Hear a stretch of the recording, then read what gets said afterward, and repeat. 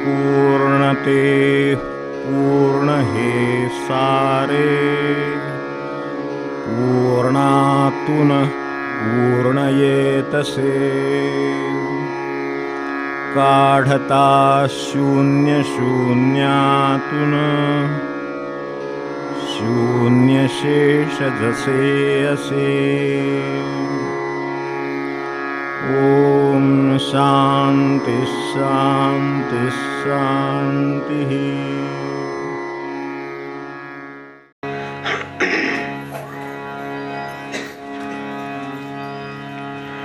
सद्गुरुनाथ महाराज की जय, सब संतन की जय। जय जय रघुवीर समर्थ। देवांची आरती लाविल्या भावांच्या ज्योती, देवांची आरती लाविल्या भावांच्या ज्योती, देवांची आरती लाविल्या भावांच्या ज्योती। अरूप तुम्ही निर्गुण तुम्ही विश्वाचे आधार, अरूप तुम्ही निर्गुण तुम्ही विश्वाचे आधार। शिवरूपे राहुनी पाहता शक्तीचा व्यवहार, शिवरूपे राहुनी पाहता शक्तीचा व्यवहार। मायामय दीन जीवाना कशी कळे महती, मायामय दीन जीवाना कशी कळे महती। देवांची आरती लाविल्या भावांच्या ज्योती,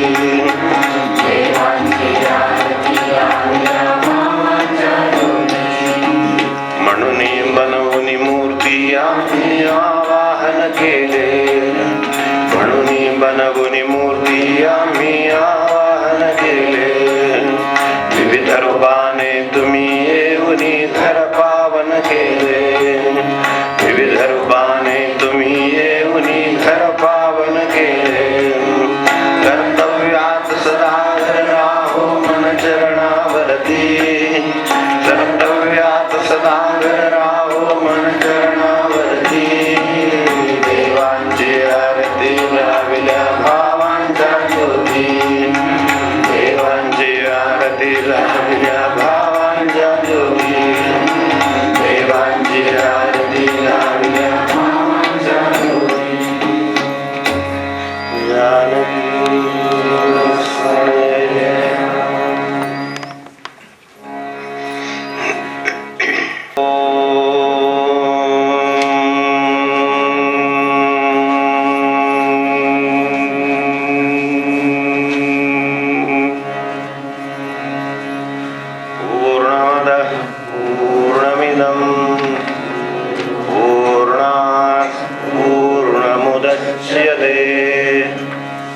पूर्णस्य पूर्णमादाय पूर्णमेवावशिष्यते।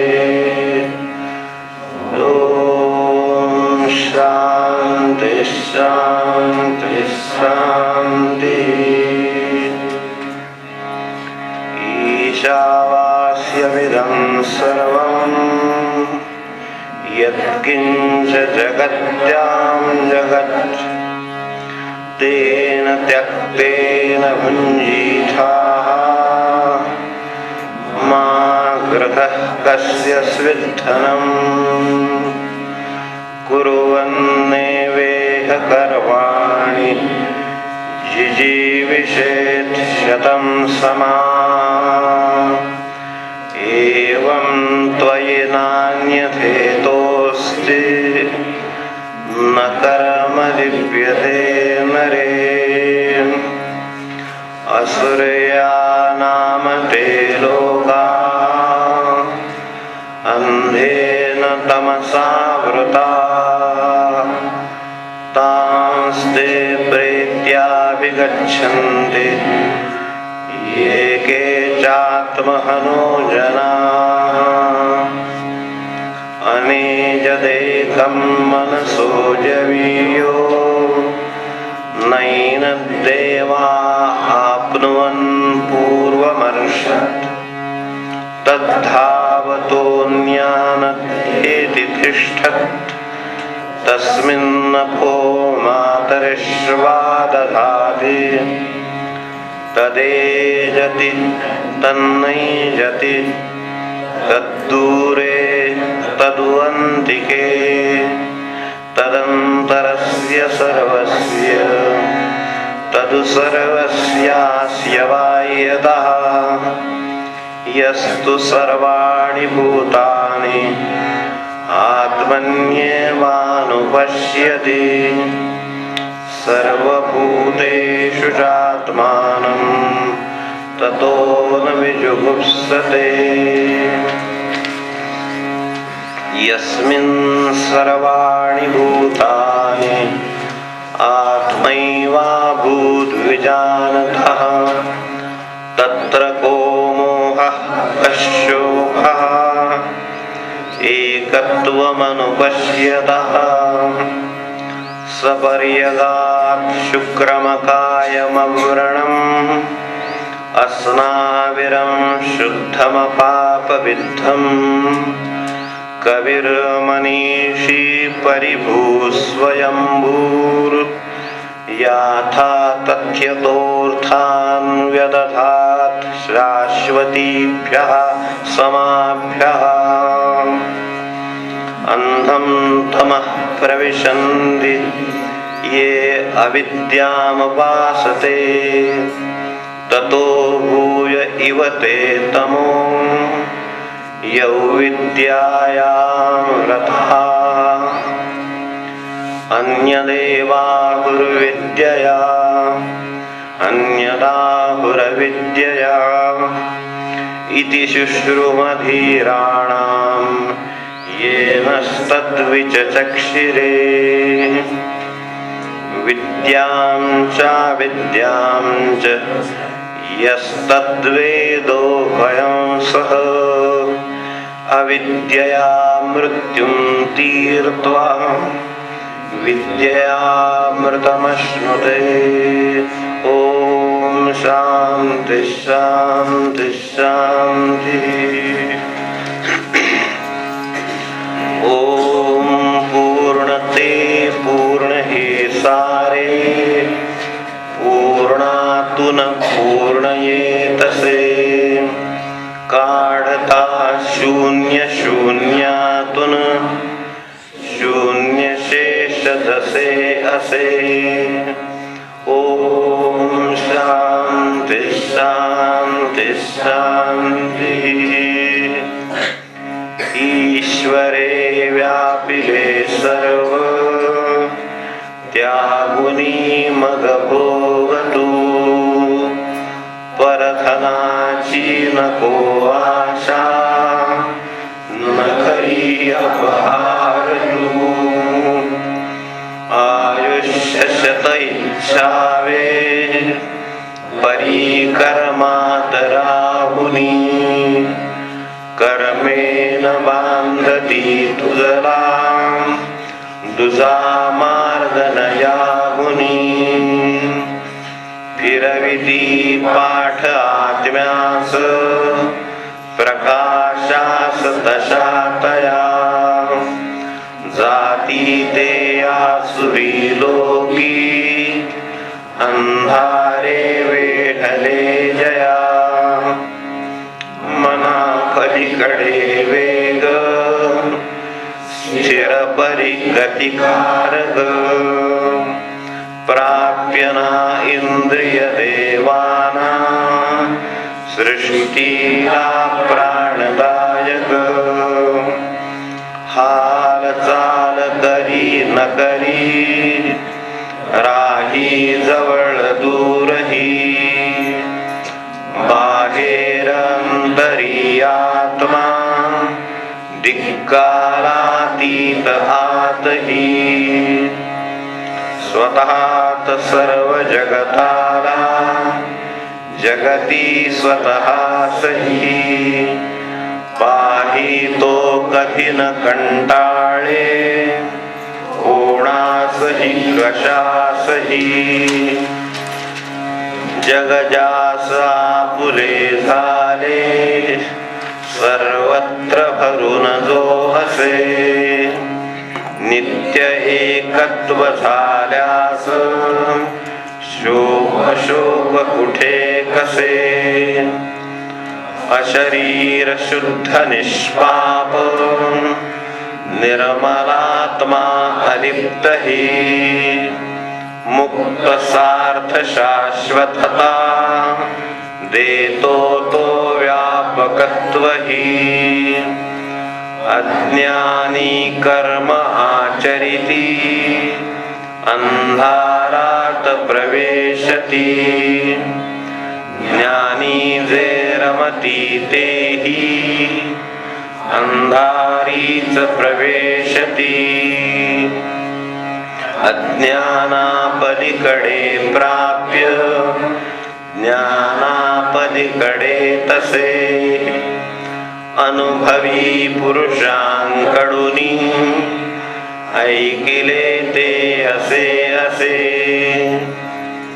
अज्ञान ज्ञान दोन्ही सह आत्मज्ञानास जाणतो अज्ञाने नाश टाळूनी ज्ञानाने मुक्त होत तो ओम शांती शांती शांती.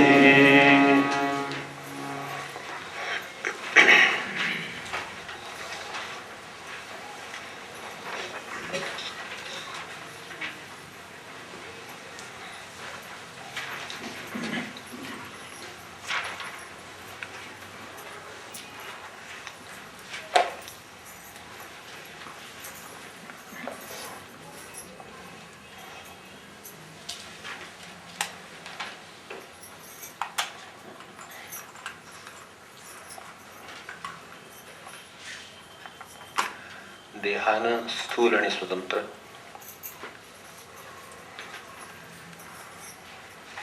आपली स्थिती कशी आहे त्याचा विचार आपण करतो. देहानं स्थूल आणि स्वतंत्र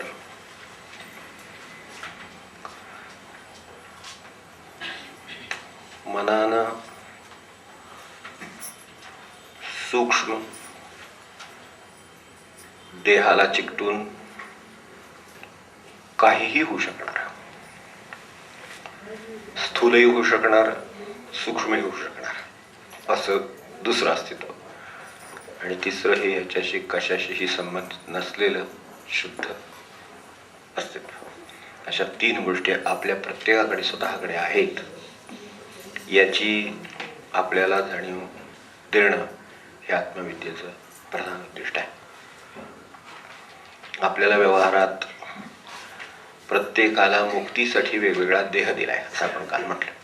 मुक्तीसाठी हे सगळं जाणून घेण्यासाठी मूळ जसे एखाद्या पायावर इमारत उभी करावी, मग माणसाने त्यात वावरावं आणि मग जगाचा उद्धार करणाऱ्या गोष्टी घडाव्यात, हे एकाच गोष्टीवर चालू आहे. मूळ पाया आहे, त्याच्यावर इमारत उभी आहे, त्यात माणसं वावरतात आणि ती समजा मुक्त असतील तर जगाचा उद्धार करतात, असा एक क्रम लक्षात घेऊ उदाहरण म्हणून. तर तेच आपल्या एका बाबतीत चालू आहे. देहाचा पाया घालून दिला, त्यात मनाचा वावर आहे आणि मुक्त झालं तर तेच त्याचा शेवट आहे की जिथे फक्त आनंद, त्याचं वर्णन केलेलं आहे. ते कसं आहे, ते कसा असतो त्याचे आता आपण हे श्लोक वाचतो. आता हे सगळं जाणून घ्यायला हवं एवढं खरं. मुक्तीसाठी वेगवेगळे देह आहेत, ते बाह्य द्वैत आहे, ते कळतं. आज थोडेसे आपण कठीण टप्प्यात आहोत. काल आपल्याला बोलतो की विचाराच्या दृष्टीनं थोडंसं खडबडीत रस्ता लागलाय आणि चढावरचा ही गोष्ट खरी, पण तो ओलांडून आपण पलीकडे जाणार. ओलांडताना थोडा कदाचित आपल्याला दाब लागू नये, फार शिणी होऊ नये म्हणून मध्यंतराची थोडी सोय केलेली आहे बाहेरच्या श्रीमंतात जावा. तर मुक्तीसाठी वेगवेगळे देह आहेत, ते कार्यक्षम राहिले पाहिजेत सगळे. दुसरं, अंतरी अद्वैत जाणून घ्यायला दोन भाग आहेत. एक मन आहे, त्याची व्यापार पद्धती आहे. देह वेगवेगळे, मूळ ढाच्यासारखा, पण फरक प्रत्येक देहाप्रमाणे असं इकडे फरक ठेवलेला आहे. प्रत्येकाला आपण पाहिलं तसं चेहऱ्यासारखा चेहरा नाही, तसं बाहेर फरक पण ढाच्यासारखा आहे.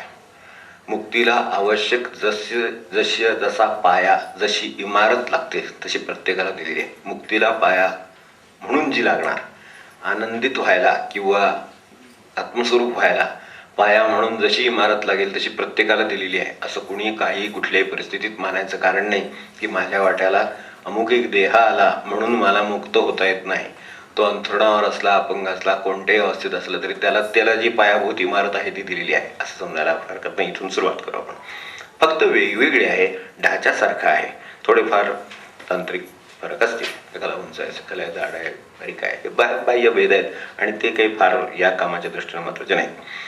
अंतरंगात मात्र 2 भाग केलेत, त्यात ते अद्वैत स्वरूपाचे आहेत.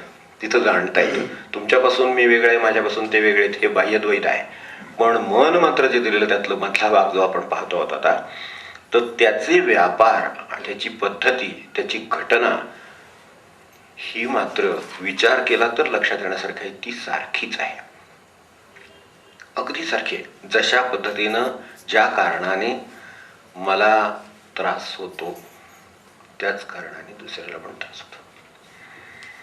जशा पद्धतीनं वागल्यामुळे किंवा जगाशी संबंध आल्यामुळे मला राग येतो तसाच संबंध आल्यामुळे दुसऱ्यालाही राग येतो. थोडी इकडे तिकडे कारण असतील काही, पण काही कारणाने राग येतो हे नक्की. आणि दुसरी गोष्ट म्हणजे त्याची कारणं पण ठराविक आहेत. त्यामुळे मनाची जी घटना आहे ती सर्वसाधारणपणे सारखी आहे, ती अंतर्गत आहे. आता आतला प्रवास सुरू झाला तर त्यामध्ये ते मनाचा सगळा कारभार सुरू आहे. काळजी वाटते उदाहरणार्थ, तर तसं प्रत्येकाला काळजी वाटते. आता कोणाला मुलाची वाटते, कोणाला वडिलांची वाटते, कोणाच्या आजोबांची वाटते, बायकोची वाटते, नवऱ्याची वाटते. हा ठीक, तर काळजीचा विषय तर वेगवेगळा राहील, विषय हीच फक्त मुद्दा आहे. काळजी वाटण्याचे जे कार्य आहे चालू वाद ते सारखंच आहे. ते काळाच्या ताब्यात असल्याचं आपण लक्षण आहे की आपण त्याच्या ताब्यात आहोत म्हणून आपल्याला त्याची काळजी वाटते. तर त्याची व्यापार पद्धती एकदा जर लक्षात आली तर फारसं ओळखायला अवघड नाही. मन शिकायला बाहेर जावं लागत नाही, हे चांगले हे आहे, सोय आहे. सत्संग हे एकत्र असल्याचंच लक्षण आहे. त्यामध्ये मन शिकणं म्हणजे काही बाहेर जाणार नाही कुठे, ते तसंच एक लंडन स्कूल ऑफ इकॉनॉमिक्स, ठीक आहे, इकॉनॉमिक्स विशेष प्रशिक्षण जाऊन तिथे घ्यावं लागतं. अशी बिझनेस स्कूल, तर तिथे जाऊन शिक्षण घ्यावं लागतं. तसं मनाचं खरं सांगायचं तर कुठं शिक्षण घ्यावं लागत नाही.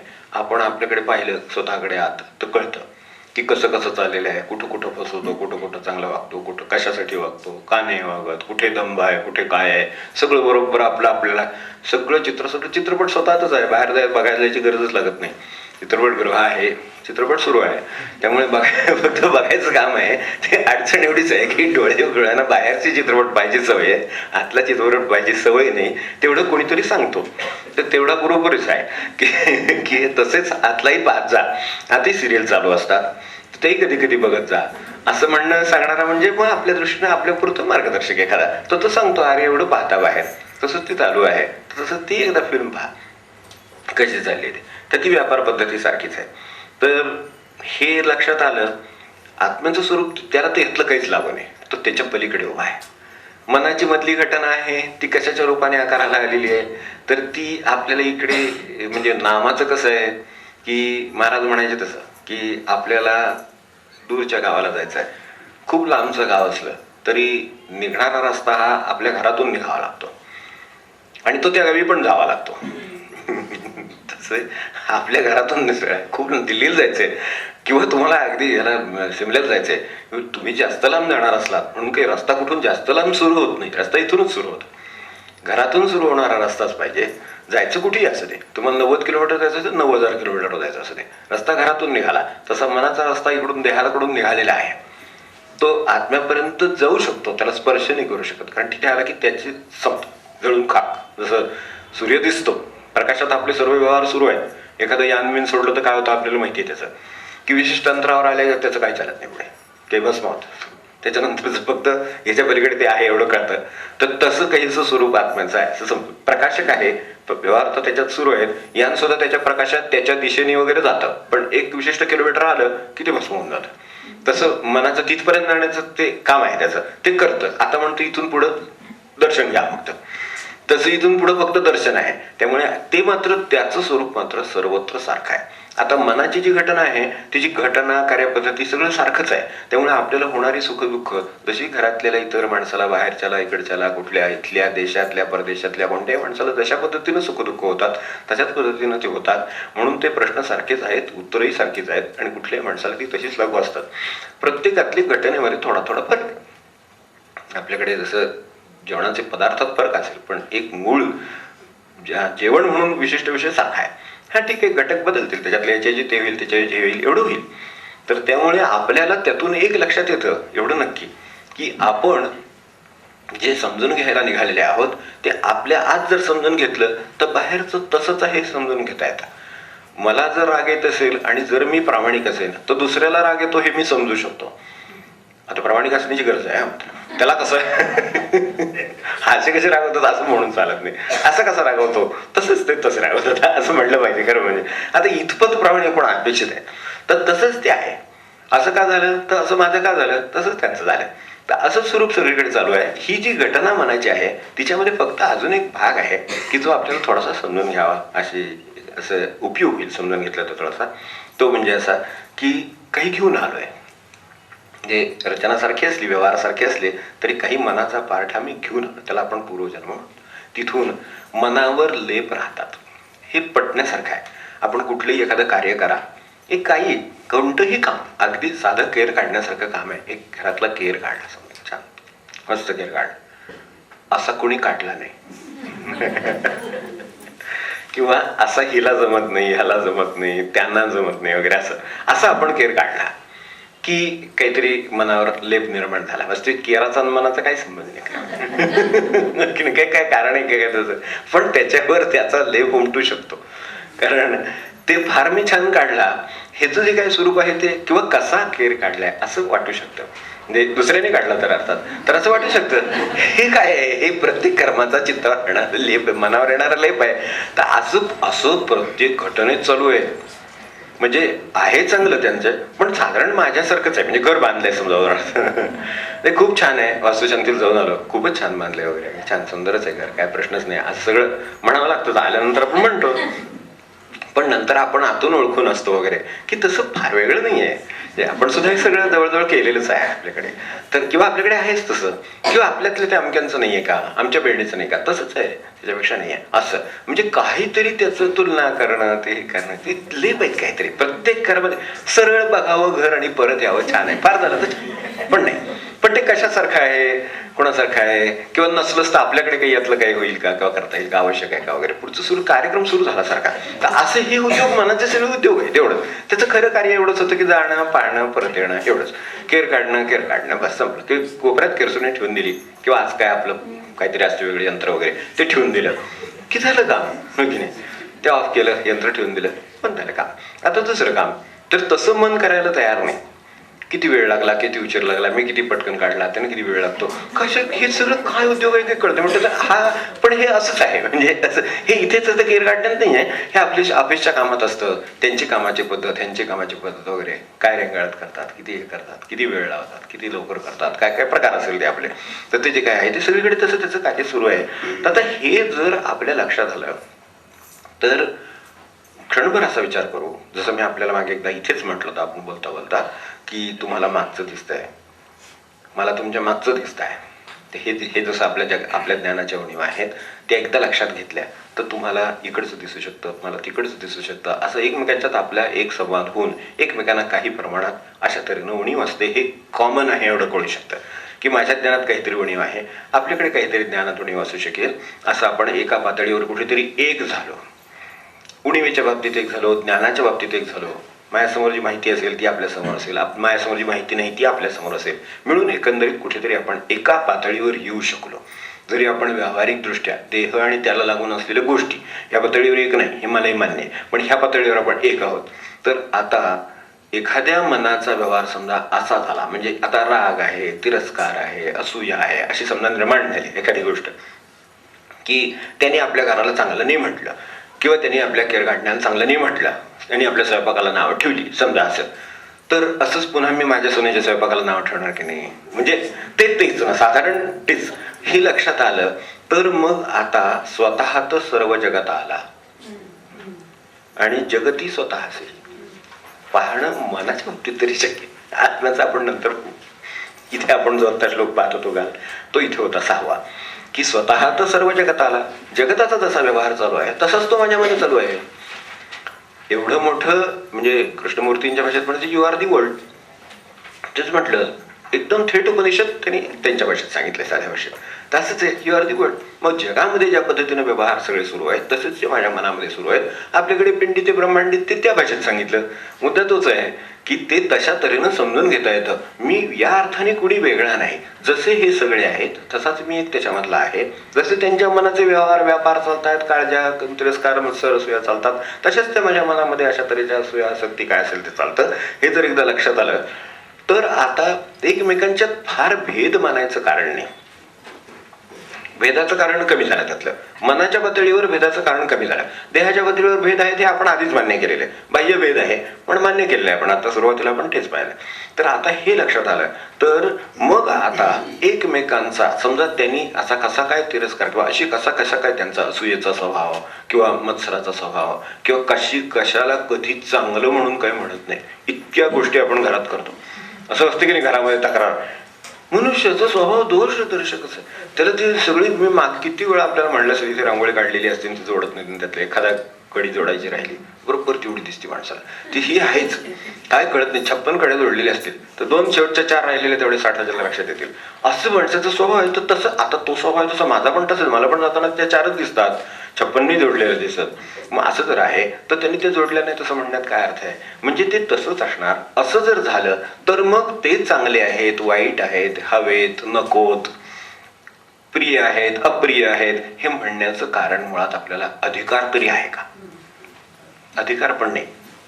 समजून घेतलं तर अधिकार पण नाही आणि तसं करण्याचं काही कारण पण नाही, कारण ते तसंच आहे. जसं माझं आहे तसंच ते आहे. आपल्या परिस्थितीतल्या एखाद्या माणसातलं जर समान परिस्थितीतलं मनुष्य असेल तर तसं आपलं ते त्याच्याबरोबर जमतं. समानाशी व्यसनाशी सक्षम वगैरे म्हणतात तशा पद्धतीचं आपलं ते जमतं, कारण साधारण त्यांच्या अडीअडचणी वगैरे सगळं आपल्याला असतं. तसंच सर्व जगाचं आहे. खरं म्हणजे मनाची अडचणच जर असेल तर सर्व जगाला आहे आणि मनाचा मार्ग असेल तरी सर्व जगालाच आहे.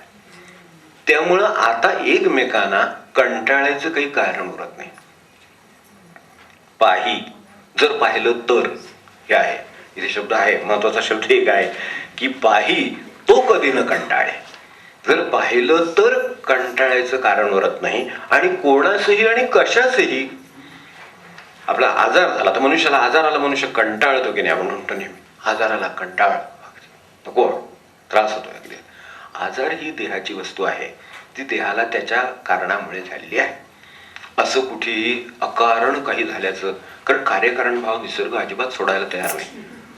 निसर्ग त्याप्रमाणे सगळं आपलं काम करणार. तुम्ही किती चांगलं म्हणून वाईट पदार्थ खाल्ला असला तर तो तुम्ही चांगलं म्हणून खाल्लाय म्हणून तो क्षमा नाही करेल, तो वाईट आहे तो वाईटच परिणाम दाखवणार, हे ठरलेलं आहे. तर तसं त्याचा कार्यकारण भाव तो सोडायला तयार नाही. त्यामुळे तो आपलं काम करतोय. त्या पोटी कार्यकारण भाव व्यवस्थित असल्यामुळे माझ्या वाट्याला आजार आलेला आहे. आता कार्यकारण भाव एखादे कळतात एखादे कळत नाही. आपल्याला काही सगळं काही ज्ञान जगामध्ये नाही, त्यामुळे आपल्याला कळत नाही की हा आजार मला का असं वाटतं. पण मला काय याचं वाटतं त्याचं कारण काहीतरी आहेच ना, तर त्यानुसार हे सगळं असणार. तर कशासही म्हणजे कुठल्याही परिस्थितीला तर ह्याच्यात मला आजाराला कंटाळायचं काही कारण उरत नाही. म्हणजे आपल्या चिंतन खेळमध्ये वाक्य येऊन गेलं, आपल्याला माहिती असेल की माझ्या वाट्याला अशी परिस्थिती का, हो की नाही, आहे ना, आपल्या लक्षात असेलच की माझ्या वाट्याला अशी परिस्थिती का, म्हणजे मी लिहिलेले पेपरचे मार्क मलाच का दिले असं म्हणण्यासारखं आहे. असं त्या वाक्य आपल्या समोर असेलच, ती कुठल्या तरी भागात असेल, मला काय आठवत नाही. पण वस्तुस्थिती ती आहे की माझ्या वाट्याला अशी परिस्थिती का, असं ज्या वेळेला माणसाला तक्रार कंटाळतो त्या परिस्थितीला.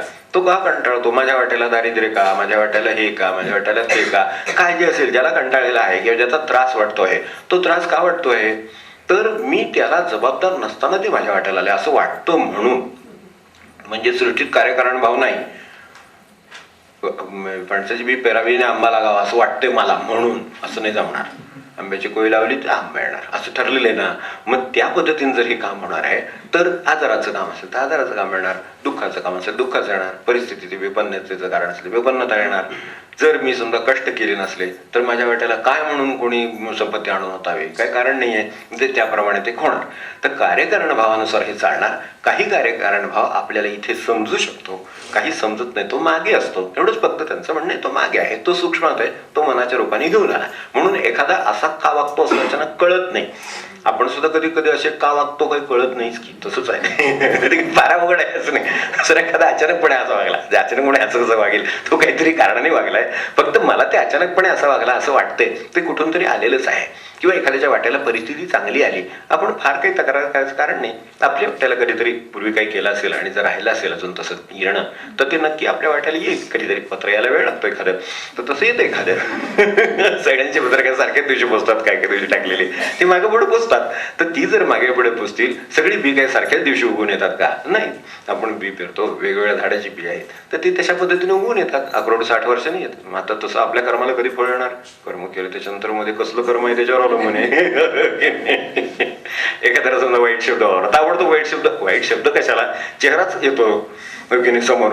जर समजा एखादा चुकीचा शब्द आपण वापरला असेल तर चेहऱ्यावरच त्याची प्रतिक्रिया येते. म्हणजे इतके चटकन प्रतिसाद आहे, कारण हे बी चटकन फळ देणारं बी, त्यामुळे लगेच येतं. आपण डोंगरासमोर उभे राहिलो आणि काही आपण ध्वनी केला समजा, म्हणजे चांगला करावा तर चांगला लगेच ऐकू येतो. वाईट केला तर वाईट पण लगेच ऐकू येतो, कारण हे ताबडतोब फळ देणारी गोष्ट आहे.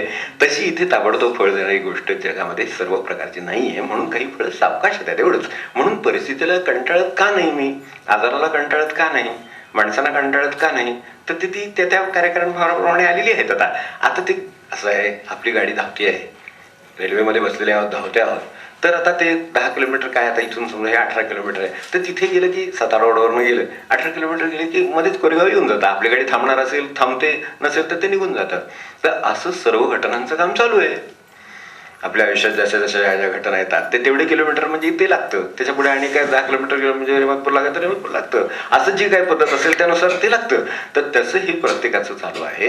हे जर लक्षात आलं तर मग कंटाळायचं आणि कशाचंही, कोणाचंही, म्हणजे व्यक्तीला पण आणि कोणत्याही परिस्थितीला पण, ते आपण असं म्हणले, तो न कधी न कंटाळे, कोणाचंही कशाचंही. त्यामुळे त्याला कोणालाही कशालाही कंटाळायचं कारण राहत नाही. कारण कंटाळणं हा काय आहे, आपल्याकडून परिस्थितीमध्ये निर्माण आधीच असलेल्या गोंधळामध्ये भर घालणे. परिस्थितीत आधीच गोंधळ आहे. कारण कंटाळण्यासारखी परिस्थिती आली म्हणजे काय झालं, नको असलेलं काहीतरी वाटायला आलंय. ते आता नको असलेलं ते आधीच आलेलं आहे. आजार तर आधीच आला वाटायला. आता तुम्ही जर आजाराला कंटाळात तर आजाराचा त्रास कमी होणार आहे का जास्त होणार आहे, असं सांगायला ज्योतिषाची काही गरज नाही, हो की नाही. मग तो आणखीन दुःख भोगेल, कारण नको असलेली गोष्ट वाटायला आलेली आहे किंवा चुकीची गोष्ट वाटायला आलेली आहे असं त्याला वाटतंय. म्हणजे मग आणखीनच त्रास आहे. पण समजा मी पेपर लिहिला आहे, तो ज्या पद्धतीने लिहिला ते मला माहिती आहे, त्याला 60 पडणारे मला माहिती आहे, त्याला 40 पडणारे माहिती आहे, किंवा कदाचित मला काही जमलेलं नाही, मी नापास होणारे माहिती आहे. तर मग परीक्षा काय, गुणपत्रक आल्यानंतर त्या दिवशी आपल्याला बघावं, हा साधारण बरोबर असतं, 5 मार्क इकडे तिकडे ठेवून दिलं की जाय. यापेक्षा फार हे नाही.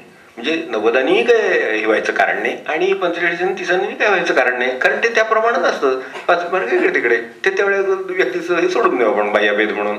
एवढं सोडलं तर ते बरोबर असतात. मग माझ्या वाट्याला आलेल्या ज्या वेळेला ज्या गोष्टी असतात, ज्याला विशेषतः कंटाळाची वेळ येते, आनंदाच्या असल्या म्हणजे मीच केलेले असतात, त्यामुळे काय प्रश्न येतच नाही. जिथे जिथे दुःखाच्या असतात तिथेच प्रश्न येतो कंटाळण्याचा. कंटाळेल कशाला नाही, तर त्याला माणसं हवी आहेत आणि 100 माणसं आली तर आनंदच होईल त्याला, हो की नाही. पण नको असली आणि 2 जरी आले तरी कंटाळेल.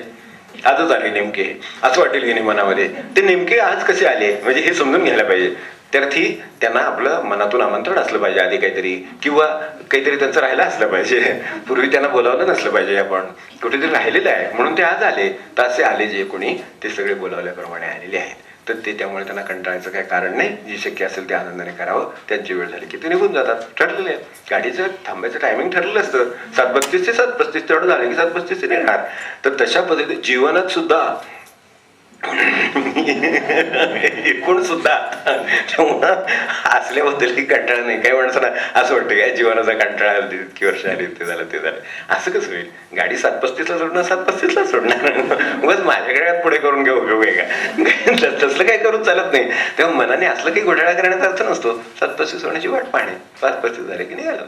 मग नाही थांबू गाडी अजिबात. म्हणजे तुम्ही जरी म्हणलात की थोडं पाणी पिऊन येतो 5 मिनिटं होतं वगैरे, काय नाही, तेच पाणी घालतात. त्यामुळे आपल्याला सुद्धा प्यायला देत नाही कोणी. आज परिस्थिती आहे की नाही. मग इतकं जरी व्यवस्थित छान सगळं चाललेलं आहे तर काय काळजी करायचं कारण नाही, कोणाला कंट्रोल नाही, काही नाही. आणि ज्याला हे कळतं स्वतः तर सर्व जगत आला आणि जगती स्वतःचही, जगाने सुद्धा खरं म्हणजे माझा कंटाळा करण्यासारखं नाहीये, मी जसा जगाचा कंटाळा. पण हे कोणाला म्हणायचा एक प्राथमिक हक्क आहे की जो कथा स्वतः जगाला कंटाळत नाही, कोणाला कंटाळत नाही, कशाला कंटाळत नाही, त्याला एवढं म्हणता येईल. पण तो जो कंटाळत नाही तो हे म्हणतच नाही पुढचं. ही त्याची गंमत आहे. एवढं कर की जो स्वतः जगाला कधीही कंटाळत नाही, कोणालाही कंटाळत नाही, कशालाही कंटाळत नाही. उदाहरण आपल्याला आठवलं म्हणून मला त्या आपल्याकडे चांगल्याच साधक बाई आहेत, त्या निरूपणकार वगैरे आहेत, त्या तात्यांच्या काळात त्यांच्याबरोबर होत्या. त्यांच्या घरी तात्या उतरले होते आणि तात्या घरी आल्यामुळे, तात्यासाहेब घरी आल्यामुळे असंख्य माणसं तात्या येणार हे कळल्याबरोबरच सुरुवात झाली.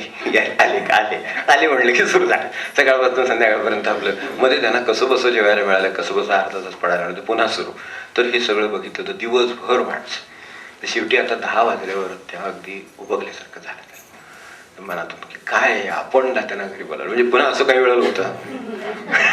हे बारीक असतं की तात्या आपल्या घरी म्हणून आले, पण आपल्या घरी आले ना आपल्याला बोलायलाच वेळ मिळून ही बाकीचे लोक सगळे. बरं यांनी कोणी त्यांना नाही बोलावलं, मी बोलावलं खरं म्हणजे माझ्याकडे म्हणून ते आले. मग जास्तीत जास्त वेळ त्यांनी मला द्यायला पाहिजे की नाही असं. फार मनाचा कारभार सगळा असा, इकडे द्यायला धरून इकडे आत्म्याकडे तो बोट दाखवतो बस. तर त्यामुळे असं वाटलं, क्षणभर असं वाटलं की हे काय ते ही म्हणजे शेवटी तर तात्याने त्यांना काही हे नाही, विषय नाही काय. नंतर रात्री जेव्हा 11 वाजल्यावर सगळं आवरलं. आता तात्यांची बोलायला काय तक्रार नाही. त्यानंतर सुद्धा 11 ते 12पर्यंत त्यांची बोलायची तयारी आनंदाने. फक्त त्यावेळेला त्यांना म्हणाले की आपण माणसांना उबगवू नये. शब्द मला एकदम उपनिषद म्हटलंय. उबगवू नये असा शब्द वापरला. आता त्यांची भाषा त्या काळात आपल्याला समजू शकते. ही साधी भाषा घरातली बोलण्यातली आहे की माणसांना कधी उबगवू नये असं म्हणे. आपल्याला पाहून उबगायला होतं हो की नाही. त्यांना कधी प्रत्यक्ष येऊन त्यांना अटेंड करून त्यांना सगळं देऊन घेऊन त्यांना बोलून सांगून सगळं करून सुद्धा त्यांना उबगायला होत नाही. कारण स्वतः तर सर्व जगत आला, जगती स्वतःच. आणि क्षणभर कल्पना अशी करावी की समजा आता तात्यांच्या ठिकाणी समजा उद्या म्हणजे आपण आहोत अशी कल्पना करू आणि आपल्याला हे लोक भेटायला येत आहेत. ते काय येत आहे त्याचं काहीतरी कारण आहे म्हणून तो आला मनुष्य. अगदी गर्दी केली असेल, ठीक आहे, लाईन लावून बसल्या, हे झालं की तो झाला की तो, दिवसभर 6 तास झाले चालू आहे, माणसं भेटतायत. का भेटतायत? काहीतरी त्यांच्या दुःखाचा निराश होत असेल, काही त्यांना चित्ताना आनंद होत असेल, काहीतरी मार्ग सापडत असेल, काहीतरी प्रसन्नता येत असेल म्हणून ते आले ना, हो की नाही. तर ते जे अर्थी होतंय, समजा माझ्या चित्ताला प्रसन्नता आहे, हे आहे, सगळं आहे, अशा वेळेला मी जिथे जाणार त्यांनी उबगलं तर मला, त्याने सांगितलं नाही बाबा मला जाणार, तर ते जर नाही तर हे पण नाही असं आहे. तर त्यामुळे बरं हे का बोलावलेले लोक नव्हे, हे आलेले लोक आहेत. म्हणजे त्याच्यातही प्रारब्धाचा पुन्हा संबंध असलाच पाहिजे यांच्या येण्याशी काहीतरी, त्यामुळे ते आलेले आहेत. तर तसे हे जर आलेले आहेत म्हणून त्यांना म्हटलं ते फार चांगलं आहे की तात्या म्हणाले त्यांना माणसांना बघू नये, तर कंटाळू नये, कंटाळायचं काही कारण नाही. नंतर इथला आता आपल्याला पुढला चाललेला श्लोक आहे 7वा की जग ज्यास आपुले झाले.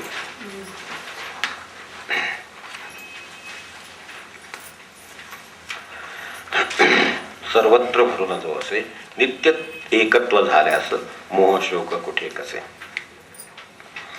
यात आपल्या लक्षात येईल की मनाची जी मधलं कार्यक्रम आहे त्याच्यात सगळा आपला घोटाळा आहे.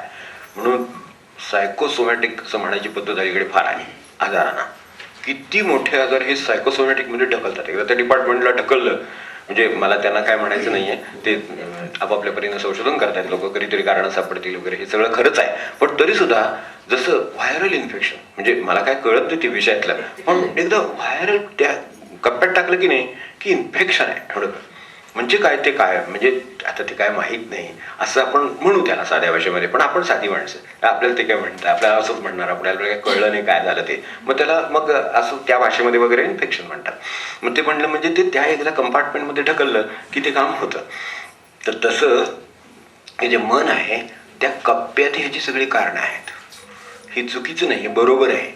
ते अॅनालाइज नाही झालं, कोणाला कळलं नाही. उद्या कदाचित असं ठरेल की इन्फेक्शन होतं, पण कसलं आहे त्याचं अॅनालाइज होईल, ते संशोधन करतायत ना. मग त्यामध्ये अशा गोष्टी संशोधनाने बाजूला झालेल्या आहेत. पूर्वीच्या काळामध्ये आपल्याला तत्वज्ञानाचा इतिहास माहिती असेल तर प्रत्येक गोष्ट तत्वज्ञानाचंच होती. फक्त जिचे प्रयोगशीलता आली, जिला व्हेरिफिकेशन आल्या, ती हळूहळू त्यातून बाजूला गेली. असा तत्वज्ञानाचा प्रवास आहे. अगदी शेवटी बाजूला झालेलं म्हणजे मानसशास्त्र त्यातल्या त्यात. तर ते प्रयोगशील झालं, त्याच्यामध्ये काहीतरी सिद्धांत आले, काही व्हेरिफिकेशन आलं, जे काही शास्त्रीय, ज्याला शास्त्रीयता आहे ते आलं. ते आल्यानंतर ते थोडं बाजूला झालं. अशा तऱ्हेनं आत्तापर्यंतचा तत्वज्ञानाचा प्रवास आहे. सगळी गोष्टी तत्वज्ञानातच मोडत होत्या. पण यातलं जगातलं जर काही घोटाळा कुठे आहे तर तो सगळा या मनामध्ये आहे, आपल्या लक्षात येईल. तर ते नित्य एकत्व जे आहे ते मन करू देत नाही. एकत्व आहेच मुळामध्ये. मन माझं ते सारखं आहे, घटनांसारखे आहे, बरोबर.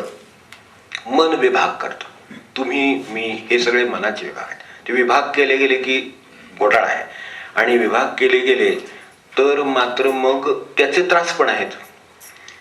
मुळात देह वेगवेगळे केले ते त्याचं प्रारब्ध भोगण्यासाठी गेले, त्यानुसार त्याची कामं त्याला करता येतात, त्याचे व्यवहार होतात, जग चालू राहतं. सगळ्या गोष्टी त्या विभागणीमुळे आहेत, कारण जगाच्या गोष्टीच भेदाच्या आणि विभागाच्या आहेत. त्याच्यामुळे ते चालू आहे, ते बरोबर चालू आहे. फक्त मुळात ते एक आहे हे विसरायला लावतं ते आपल्याला, हे भेद करतं आणि हा एकत्व विसरायला लावतं. म्हणून सावधानता सांगितली आपल्याकडे. सावधानतेचा अभ्यास सांगितला महाराज म्हणले. तुमचं एका शब्दात परामार्थ सांगा तर सावधानता. तर सावधानता ही की ते मी एकच आहोत एवढं. आणि तसं व्यवहाराने थोडासा विचार करा, एक थोडीशी एकत्वाची झलक आपल्याला घरामध्ये असते की नाही. आपण म्हणतो ना, आपण एका घरातली माणसं, काही दुःख कोसळलं समजा, काही आजार आला, काही परिस्थिती उद्भवली, काय समजा अचानक हे असेल, तर आपण सगळे मिळून काहीतरी एक सगळ्यांचं मानतो. हे आपल्यावर आलेलं संकट आहे असं मानतो. त्यातले आलेलं असतं कोणावर तरी, एकावर किंवा कशावर तरी परिस्थितीवर आलेलं असतं. पण ते करायला, एक आजार आहे तो 2 माणसं धावून येऊन त्याचं काही ते करतात ना सगळं बाकीचं. आजार तर काही सगळ्यांचे नव्हे, पण एकाचा असला तरी बाकीचे त्याच्यात मदत करून आपापली भूमिका बजावतात आणि त्या एकूण सगळ्याला मिळून एक तोंड देतात. तर हा एकत्वाचा, मी म्हणतो एकत्वाचा भास म्हणू फार तर, किंवा कौटुंबिक पातळीवरच म्हणू, 2 माणसांच्या पुरतं म्हणू, प्रेमाच्या पुरतं म्हणू, काय असेल ते, पण तेवढ्या पुरतं तरी ते आपल्याला येतं ना. तर तसं जगत जे असं आपुले झाले ही आता एकदम मोठी झेप आहे म्हणून आपल्याला लक्षात येत नाही. एवढंच आपण असं समजून घेऊ, ही थोड्या प्रमाणात आपल्याला माहिती आहे. 1, 2, 3 माणसं, संघटना म्हणजे तरी काय असते शेवटी, एका विशिष्ट पातळीवर एक आले झालेले लोक. संघटना, आपण काल धर्म पाहिले, हे पाहिले, हे काय एका विशिष्ट पातळीवर एक झालेले लोक. पण भेद निर्माण करतात हे विसरून चालत नाही. ते शेवटी एकत्र येऊन शेवटी दुसऱ्याचे भेद निर्माण करतात, हे पुन्हा विभागणी करून द्वेष आणि पुढची सगळे दुःख निर्माण करतात, हे विसरून चालत नाही. पण एकत्वाचा अनुभव आपल्याला नाही असं नाही, तो आपल्या आपल्या परीनं आपल्याला आहे. आणि हा एक आहे की हा जो भेद आहे, इथे असं म्हणायचंय की जर मन सारखं आहे, देहाचा भेद आपल्याला मान्य आहे, देहाला लागून असलेल्या गोष्टींचा पण भेद मान्य आहे. कारण प्रारब्ध जी ज्याला आपण म्हटली त्याचा अंमल जो आहे, म्हणजे भोग म्हणून आहे, काही चांगला गोष्ट वाटायला येणं, वाईट गोष्ट वाटायला येणं, हे त्याचं काम आहे. पण त्याचा अंमल त्या देहापुरताच आहे. देहाच्या पुरते कष्ट माणसाला सोसावे लागतील. त्याचं सुखदुःख मन घेतो हा वेगळा भाग आहे. पण कष्ट जे प्रारब्धाने जे घेऊन आलेलं बरोबर आहे म्हटलं ना, ते सगळं त्या देहाला लागू असलेलं आहे. त्याप्रमाणे परिस्थितीतले भेद किंवा फरक आपल्याला दिसतात, हा एक बाब. पण मुळात जग जे असं आपुले झाले, आपलंच मनुष्य जर समजा आपले समजा स्वतःतले एखादे काय पैसे हरवले, घरात वस्तू आहे, पैसे हरवले, आपले पैसे हरवले आपण असं म्हणतो, आमचे पैसे गेले असं म्हणतो. काय हरवले असतील समजा, काय बाहेर गेले, कुठे बाजारात गेले आणि जर हरवून हरवले, काय कारणाने हरवले, आपले पैसे गेले असं आपल्याला वाटतं. ह्या वेळेला तुम्ही, मी, घरातली 2 काय 3 4 माणसं असतील, त्या सर्वांचे गेले असं त्याचं स्वरूप असतं. म्हणजे जे दुःख आहे ते आता सर्वांचं आहे असं आपल्याला वाटतं की नाही. म्हणजे एकमेक, जग जे असं राहू दे पण आपण एकमेकास आहोत ना, असा थोडासा अनुभव आपल्याला आहे ना. ते फक्त सर्कल आणखीन पुढे पुढे नेलेलं आहे त्याने. त्यात माझ्या याच्यात फक्त माझ्या व्याख्येमध्ये, माझ्या स्वार्थाने, माझ्या काय ठेवणीने अशी एकत्र राहिलेली माणसंच फक्त मला माझी वाटतात, बाकीची वाटत नाही. त्यांचे पैसे गेले असं वाटतं, आमचे नाही गेले असं. ते ज्या वेळेला हे होतं ना त्यावेळेला. पण आता ह्याच्या मी आपल्याला पुढे थोडंसं उदाहरण सांगतो की आपल्याकडे शर्टाला 2 खिसे असतात. तर हे जे खिसे आहेत शर्टाचे, ते त्याच्यातले समजा या कप्प्यामध्ये आपल्या काही वस्तू आहे आणि ती वस्तू या कप्प्यात उचलून ठेवली, तर आता प्राप्ती की हानी,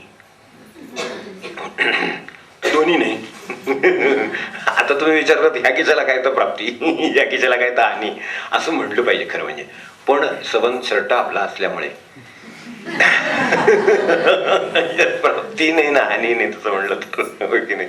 फक्त हे काय आहे, आपला शर्ट आहे तोपर्यंत पडतं, समजा आपल्या शर्टाच्या या खिशातले त्यांच्या शर्टाच्या त्या खिशात गेले तर मात्र चोरी झाली, मग सगळं पुढचं सुरू झाला कार्यक्रम, हो की नाही?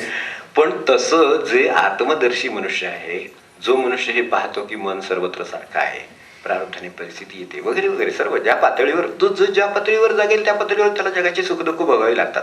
तर तसं आहे. तर तसं याचा अर्थ मी चोरीचं समर्थन नाही करेन, पण समजून घेण्याचा यांचा दृष्टिकोन आहे काय ते बघायला सांगतो फक्त. म्हणजे मागे मी आपल्याला लकुंडे महाराजांचं बोललो होतं. ते पुण्याहून हुबळीला निघाले आणि ते रेल्वे स्टेशनवर त्यांचे मित्रमंडळी बरोबर होती आणि लकुंडे महाराज पुण्याला बसले, हुबळीला उतरले. तर उतरल्यानंतर ज्या वेळेला त्यांनी ते उतरून सामान वगैरे त्यांच्या मित्र उतरवत होते, प्रत्येकाचे बॅगेज होती, तर ती सामान उतरवून खाली ज्या वेळा आणली त्यावेळेला यांचं गाठोडं दिसलं नाही त्याच्यामध्ये. पूर्वीच्याकडे गाठोडी बांधलेली असायची, वस्तू सामान आपलं असायचं. तर ते गेलं. म्हणजे आपल्या भाषेमध्ये साध्या गोष्टीमध्ये उतरताना कुठेतरी चोरीला गेलं. ते म्हणजे मागच्या स्टेशनपर्यंत होतं. ज्या अर्थी मागच्या स्टेशनपर्यंत होतं म्हणजे बाकीच्या मित्रमंडळींची चर्चा चालली होती आणि हे कोणी सामान्य पुरुष नव्हते बरं का. म्हणजे आपल्याला सांगायला म्हणजे महाराजांनी ज्यांना 12व्या वर्षी अनुग्रह दिला होता असे सत्पुरुष होते, योगाभ्यासी होते मोठे. आणखीन बाकीचे काही तपशील त्यांचा आपल्याला हा नाही समजून घेतला तरी व्यक्ती कोण समजून येण्यासाठी फक्त हे बाकीचे सांगितलं. 95 सालचे BSc होते आणि त्या काळातले मामलेदार होते. तेव्हा 95 सालच्या मामलेदाराची किंमत आजच्या काळात कुठे येईल हे साधारण आपल्याला सांगता येईल, म्हणजे किंवा BScची किंमत काय होईल ते कळू शकेल. हे उतरल्यानंतर ते त्यांना कळलं काय झालं, गडबड काय, म्हणजे चर्चा काय चालली. तर ते म्हणले नाही आम्ही असं विचारतो की पोलीस कंप्लेंट करावी वगैरे काहीतरी. कारण आत्ता जर ते गेल्या स्टेशनपर्यंत आम्ही म्हणले इथे समोरच होतो आणि आमच्या समोर वर ठेवलेलं होतं सामान, खाली गेलं. ते म्हणले काय आवश्यकता नाही म्हणली त्याची. त्याच्या 2 गोष्टी त्यांच्या महत्त्वाच्या होत्या. महत्त्वाच्या म्हणजे काय, तर कपडे आपल्या जे बंड्या घालायचे तसली चांगली बंडी होती. तर आणि बरोबर पूर्वी दशम्या भाकऱ्या अशा पदार्थ असायचे तर ते होते, जोडा होता एक. तर असे ते वस्तू होत्या. ते म्हणले काय ठीक आहे वस्तू आहे तर बंडी आहे तो कोणी ते घालेलच नाही का, बंडी काय टाकून नाही देणार. म्हणजे कुणी नेली तर त्याला ती बंडी उपयोगाला येणार आहे, तर त्यामुळे त्यांनी नेली तर त्यामुळे त्याला ती उपयोगी पडेलच, तो ते घालेलच. बरं बंडीचा उपयोग काय मुळामध्ये, शर्टाचा उपयोग एवढाच आपल्या भाषेमध्ये आजच्या की थंडीपासून वाऱ्यापासून संरक्षण होणं, व्यवहाराने मनुष्याला बाहेर जायला फिरायला वस्त्र असणं, एवढाच त्याचा उपयोग आहे ना. तो मी केला काय आणि त्यांनी केला काय, शेवटी वस्तूचा उपयोग झाला म्हणजे झालं. म्हणजे बघण्याचे दृष्टिकोन मला फक्त सांगायचे आहेत की हे कसं आहे. तर ते बंडीचा उपयोग होईल म्हणले. ती काय अशी वस्तू नाही की अगदी शोधून आणून ती बरोबर माझ्या अंगात बंडी आहे, दुसरी आहे घरामध्ये वापरता येईल त्यामुळे बंडी होईल. खाण्याचे पदार्थ आहेत तर ते खायचे पदार्थ उघडल्यावर त्याला कळेलच आणि भूक असणारच नाही. भुकेलाच तो खाणार, मी खाणार, तो भुकेला खाणार, त्यामुळे तो काही आपण जाऊया म्हणले घरी. जगजा असा आपुले झाले सर्वत्र भरून जो असे. आता खाणारा भुकेलेला आहे तो सर्वत्र भरलेला आहे. मी सगळा खाणारा भुकेला, उद्या मी ते कशासाठी बरोबर घेतलं होतं, भूक लागली तर मला खायला मिळावं म्हणून घेतलं होतं, हे मान्य आहे. म्हणून मी ते आता त्याचं पुढे मी ते जे खाण्याचं काम आहे ते जो दुसरा भुकेलेला आहे, भूक असल्याशिवाय तो कसं खाईल, म्हणजे भुकेपोटी तो खाल्लं जाणार. ज्याच्या अंगात बंडी नाही त्यात तो घालील, त्याला ती घातली जाणार. कदाचित असं अनेक वेळेला होतं की चुकून सुद्धा या गोष्टी जातात. असे होतं व्यवहारामध्ये. त्या सामानाबरोबर घेऊन उतरले माणसं रिक्षा करून आणून परत बॅग आणून देत नाही. हे आमचं उघडल्यावर लक्षात आलं ही बॅग सारखी होती, असं होतं तसं होतं काहीतरी, किंवा ज्या 10 बॅगा होत्या 5 गाठोडी होती त्यात उतरलं गेलं. या घटना आपण पाहतो. अपेक्षा नाहीच आहे, पण मुळामध्ये त्यांनी समजून असं घेतलेलं आहे की वस्तू आहे तिचा वापरासाठी ती आहे, तर ती वापर मी करू शकलो नाही तो त्यांनी वापर केला. आज जे मला जे बंडी घालायची तिथं तो घालेल आणि जी वस्तू खाण्याची ती तो घालेल. असं त्यांचं त्याकडे. हे कसं शक्य आहे, तर जग ज्यासा आपुले झाले सर्वत्र भरून जो असे. नित्य एकत्व झाले असं. आता नाही तर शोकाचं कारण आहे, तिथं बसूनच स्टेशनवरच निमा वेळ जायचा आता, आणि पुन्हा ते कंप्लेंट आणि ते सगळं व्हायचं, कार्यक्रम पुढचा सगळा व्हायचा. भूक लागल्यावर काही ती व्यवस्था दुसरीच करायला लागणार, कारण ते येऊन काय परत ह्यांना इतक्या लवकर मिळेल एवढा पोलीस तपास वगैरे मी काय त्याबद्दल बोलत नाही. पण तर त्यामुळे ती काही व्यवस्था तुम्हाला करावीच लागणार. मित्रमंडळी आहेत, होऊ शकते. बरं हे एवढे त्या काळातले मामलेदारग्रस्त आहेत, तेव्हा ते मामलेदार नव्हते पण तरी सुद्धा मनुष्य अशा स्टेटचा मनुष्य आहे, तर त्याला हा प्रश्न नाही आहे. पण याच्यात गुन्ह्याची जरी त्या मूळ गुन्ह्याची शिफारस नसली तरी सुद्धा एक आपल्याला लक्षात येईल की यामध्ये त्यांची बघण्याची दृष्टी काय होती, ती मनाची दृष्टी जग एक आहे अशी असल्यामुळे भूक एकच आहे, खाणारा माझ्याऐवजी तो आहे, वस्तू एकच आहे, वापर फक्त माझा ती मी अंगात ह्या देहात घालायच्या ऐवजी दुसऱ्या कुठल्या तरी देहाला ती वापरली जाणार एवढाच आहे. आणि असं असल्यामुळे त्यानं मग पुढे मोह शोक कुठे कसे, ते पुढे कुठे नाहीत. त्यामुळे त्यांच्या दृष्टीने विषय संपला. ते चालायला लागले पुढच्या कामाला आपल्या. त्या काय टांगा बघायचा होता ते बघून आपलं उघडे आपल्या घरी पुढच्या कामी जायला मोकळे झाले. तर असं हे बरोबर असलं तरी सुद्धा आपण जाता जाता ही पण लक्षात ठेवू की जसं मी आत्ता म्हटलं की प्राप्ती नाही आणि हानी नाही. या खिशातले त्या खिशात गेले. आता कोणीतरी समजा हे अशी कल्पना करू की मुद्दाम चोरला असेल तर चोरीची शिफारस नाही आहे, पण बघणाऱ्याचे स्वतःला त्याला हालायला होत नाही याचं कारण फक्त आपण शोधतो की ते त्यांना का जमलेलं आहे. तर या कारणासाठी जमलेलं आहे. समजा आपल्याला हे जमलं नसलं तर आपण दुःखातून जाणार, विषण्णतेतून जाणार, बेसवाद होणार. मग शक्यतो दुसरा कोणी त्याला जबाबदार असेल तर त्याला जबाबदार धरणार, तुझं लक्ष नव्हतं का वगैरे असं हे सगळं आपले कार्यक्रम होणार हो की नाही. वस्तू नाही ती नाहीच आहे, पण फक्त एवढे कार्यक्रम होणार आपले. मग हे सगळ्या कार्यक्रमापासून वाचवायला आपल्याला एक विचार शांतपणे करायचे की जास्त आंघोळी झाले ते सर्वत्र भरूनच बसे. तो जो भुकेलेला आहे तो काय.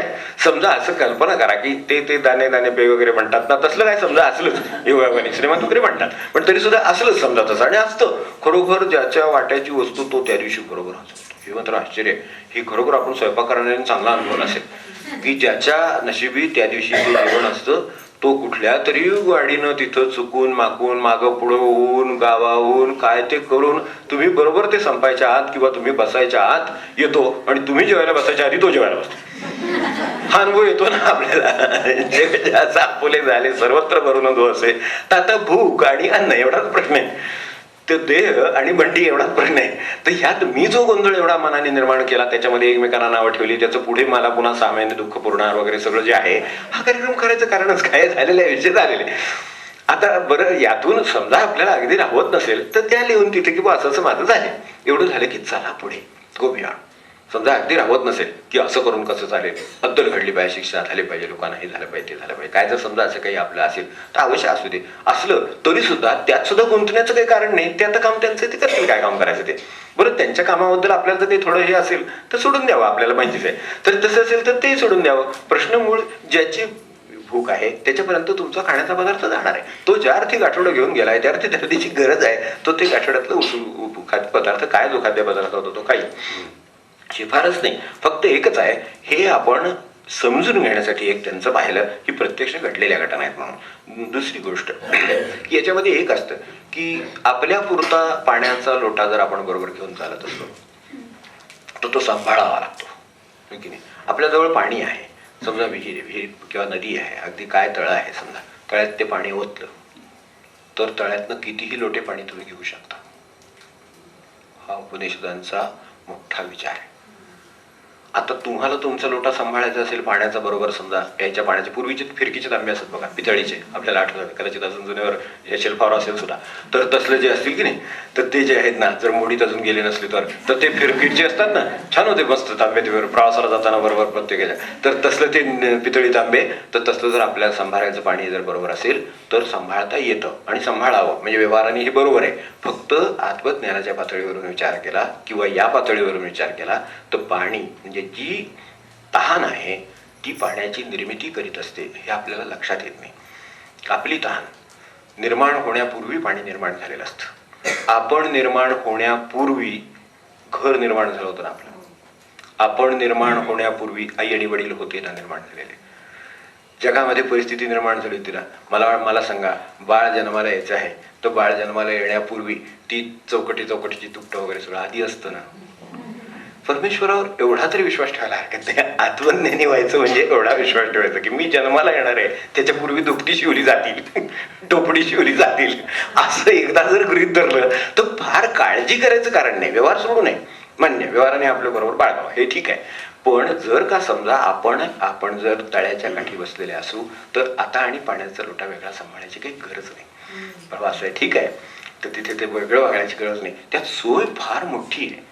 म्हणजे हा आत्मज्ञानाच्या पातळीवरचा एक प्रचंड मोठा लाभ आहे की यातलं तुमचं तुम्ही सांभाळणार असला तर तुम्हाला पाण्याच्या बाटल्याने का आता ते आपण बरोबर घेऊन जातायच्या. आजच्या काळातलं ते वॉटर बॉटल बरोबर पाहिजे ज्याच्या आपल्याला, आणि ते मिनरल वगैरे लागतं ते सगळं वेगळं असतं. कधी बिघडायला होतं, आपल्याला तेवढी सहनशक्ती राहिली नाही. तर त्यामुळे ते पाणी जर समजा असत तर ते तुमचं संपलं की इकडे त्यांच्याकडे तोंडाकडे बघत बसावं लागतं, ताण लागतं. नदीत ज्याने पाणी ओतलेलं आहे नदीतनं कितीही पाणी घ्या, तिचं काही म्हणणं नाही.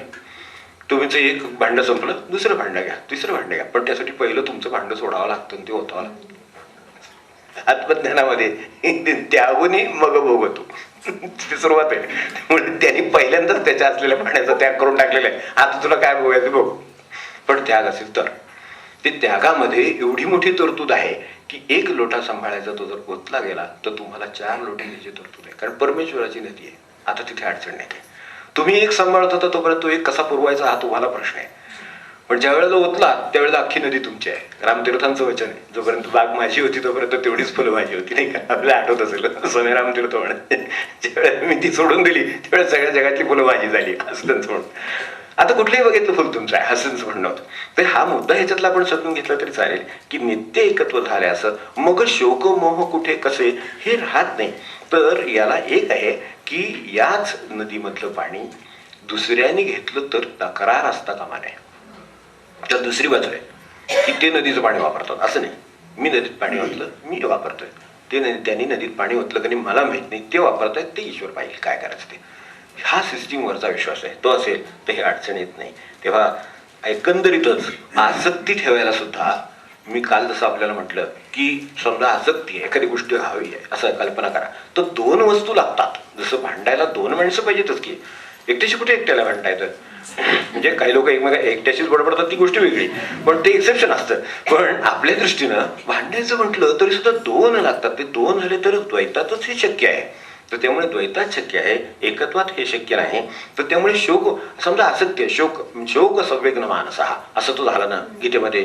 शोक संवेगन कशाने झाला? समोर कोणीतरी दिसले म्हणून. यांना बी मान मारायचं आणि ते मरणार माझे गुरु नामकन तुमक म्हणून.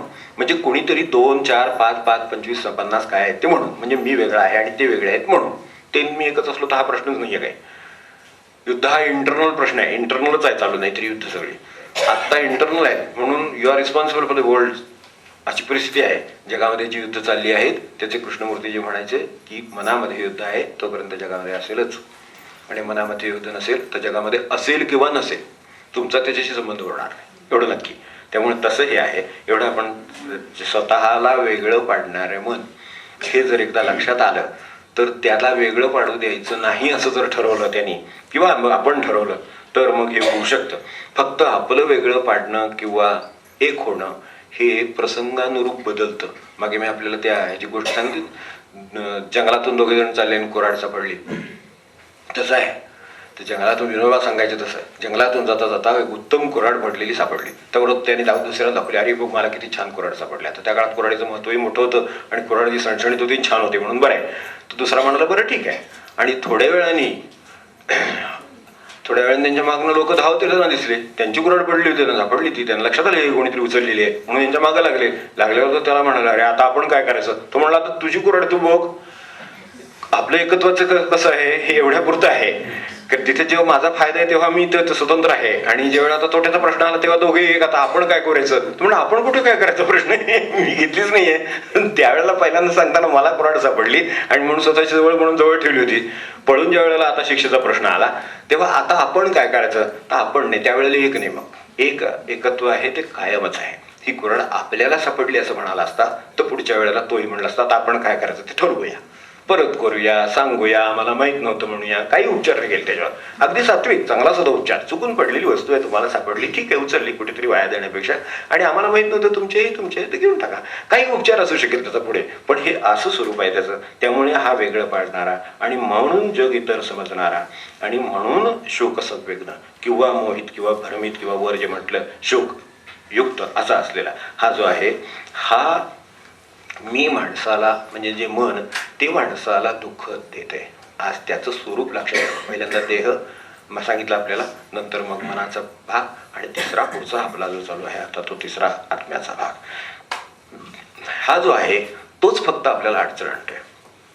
तेव्हा आपण जे हे सगळं शोधतो आहोत ते शोधल्यानंतर मधलं मन एकदा सापडलं आणि त्याचं सगळं वर्किंग सापडलं की हे कसं वेगळं करायचा प्रयत्न करतो आहे, तोच मला ह्या काळज्या उत्पन्न करतो आहे, तोच मला भीती निर्माण करतो आहे, तोच चुकीचा. त्या काय होतं, या सगळ्या मनाच्या चुकीच्या वापरामध्ये आपल्या सर्व जीवन आणि त्याची सर्व सुखदुःख दडलेली आहेत.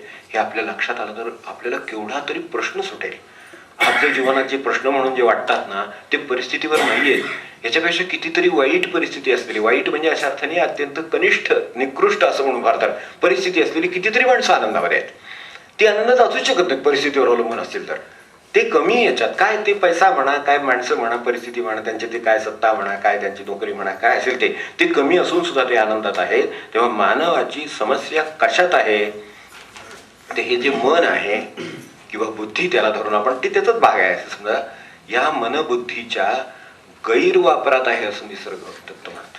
ते आपल्या लक्षात ठेवी. निसर्गदत्त महाराजांना विचारत होते दुःखाचं कारण काय, तर ते म्हणले ते त्याच्या गैरवापरात आहे. मन जे वापर करतंय, ह्या सगळ्या मन जो वापर करते, बुद्धी जी वापर करते ती गैरवापर आहे म्हणून दुःख आहे. आणि गैरवापराची मुख्य कारणं कोणती ते म्हणाले तर सगळ्या कृत्यांच्या मागे असलेलं भय आणि दुसरा हव्यास. दोन गोष्टींनी माणसाच्या जीवनात दुःख निर्माण झाले. एक हव्यास बाजूला करा, दुसरी भीती बाजूला करा, तुम्हाला जगात दुःख दिसायचं नाही. दुःखाची कारणच जातात मूळ. ज्या मनामधून हे निर्माण होतंय भय ते मनामध्ये निर्माण होतंय आणि हव्यास तोही मनामध्येच निर्माण होतोय. ते जर बाजूला गेले तर मग आपल्याला लक्षात येईल की याच्यावरचं जे जीवन आहे तिथं अत्यंत शुद्ध, शांत, निर्मल. मग त्याचं वर्णन करताना म्हटलंय आत्ता आपण जे वाचत घेत चाललो होतो तिथलं अशरीर शुद्ध निष्पाप. अशरीर शुद्ध निष्पाप निर्मलात्मा अलिप्त ही मुक्त सार्थ शाश्वतता देतो तो व्यापकत्व ही. ह्या नुसत्या शब्दामध्ये सुद्धा आपल्याला शांत करण्याचं सामर्थ्य आहे. वर जे म्हटलेलं आहे यात आपल्या सोयीसाठी फक्त सांगतो की सोयीसाठी 1 मीटरमध्ये सगळं अनुवाद केलं. तेवढे श्लोक ठेवले, समश्लोक श्लम मंत्र ठेवले, पण वर्णन खूप मोठं आहे. मागे आहे ते सपर्यगात शुक्रमकायमव्रणम् अस्नाविरग शुद्धमपाप विद्धम् कविर्मनीषी परिभू स्वयंभूर् याथा तथ्यतोर्थान् व्यदधात शाश्वतीभ्यः समाभ्यः. हा त्यांचा अनुभव त्यांनी सांगितला. तर त्याचं स्वरूप कसं आहे आणि ते कसं आपल्याला प्राप्त करून घेता येईल तेवढा आता पार्ट बघायचा आहे. आपण 1-5 मिनिटासाठी थांबू आणि लगेच आपण म्हणजे शक्य असेल त्यांना, कारण हे सगळं जे जर त्रासदायक होणार आहे थोडंसं. एक सेशन फक्त आता इथून पुढचं सेशनला हे खाली येईल सगळं, कारण तो मग आपल्या व्यवहारावर येतं. आता आपण एकदम डोंगराच्या कडेला गेलोय त्यामुळे तिथं ते चढ धाप लागते थोडीशी हे सगळं समजून घ्यायला. पण पुढे मात्र आपला व्यवहारच काय आहे ते दाखवतं, पुढचे श्लोक आहेत ते, आणि मार्गही दाखवतो यावरचा. आतापर्यंत या सर्व अडचणी लक्षात आल्या, कसं कसं काय झालं हे लक्षात आलं. आता इथे आपण आलेले आहोत हे त्यातला टॉप आहे की त्या ठिकाणी जसं एखाद्या डोंगर माथ्यावर आपण चढून गेला असाल तर डोंगर माथ्यावर जाईपर्यंत खरोखर थाप लागायची वेळ. पण वर ज्या वेळेला पोचतो आणि एखाद्या दगडावर बसतो आणि त्यावेळेला ज्यावेळेला वारा सुरू होतो तिकडून तर तुमचं सगळा घाम झालेला सगळं हे ते थकवा ते सगळं नाहीच होतं. आणि मग तिथं जे काय शिल्लक राहतं त्याच्यावरनं हे जे काय वर्णन केले त्याचा अंदाज येऊ शकतो थोडासा. अशरीर शुद्ध निष्पाप निर्मलात्मा अलिप्त ही मुक्त सार्थ शाश्वतता देतो तो व्यापकत्व ही. ओम शांती शांती शांती. हे डोंगराच्या माथ्यावर पोचल्यानंतर जे आपल्याला जी शांतता असते, जे वाऱ्याचा आनंद असतो, जे सगळ्या क्षीण निघून जाण्याचं स्वरूप असतं ते आत्मस्वरूप या 8व्या याच्यात आहे, श्लोकामध्ये आहे. पुढे आहे ते त्याचं ह्याचं थोडंसं स्वरूप समजून घेणं. हे सारे पूर्णातून पूर्णयेतसे काढता शून्य शून्यातून शून्य शेष जसे असे. ओम शांती शांती शांती.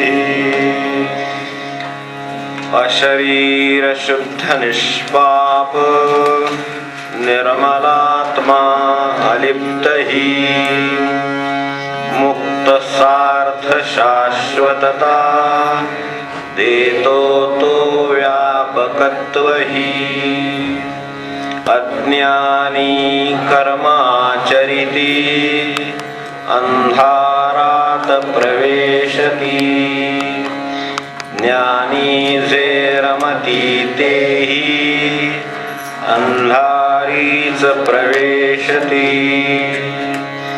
अज्ञानापलिकडे प्राप्य ज्ञानापलिकडे तसे अनुभवी पुरुषांकडूनी ऐकिले ते असे असे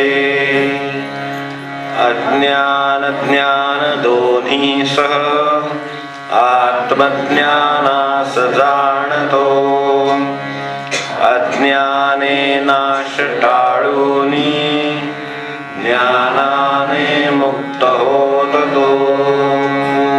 शांती शांती शांती. आपण मगाशी म्हटलं की डोंगराच्या माथ्यावर खूप कष्टाने चढून आल्यानंतर जसं गार वाऱ्याची झुळूक लागावी आणि सर्व श्रमांचा परिहार तर त्या क्षणी आपण क्षणभर विचार करा की आनंद का होत असतो.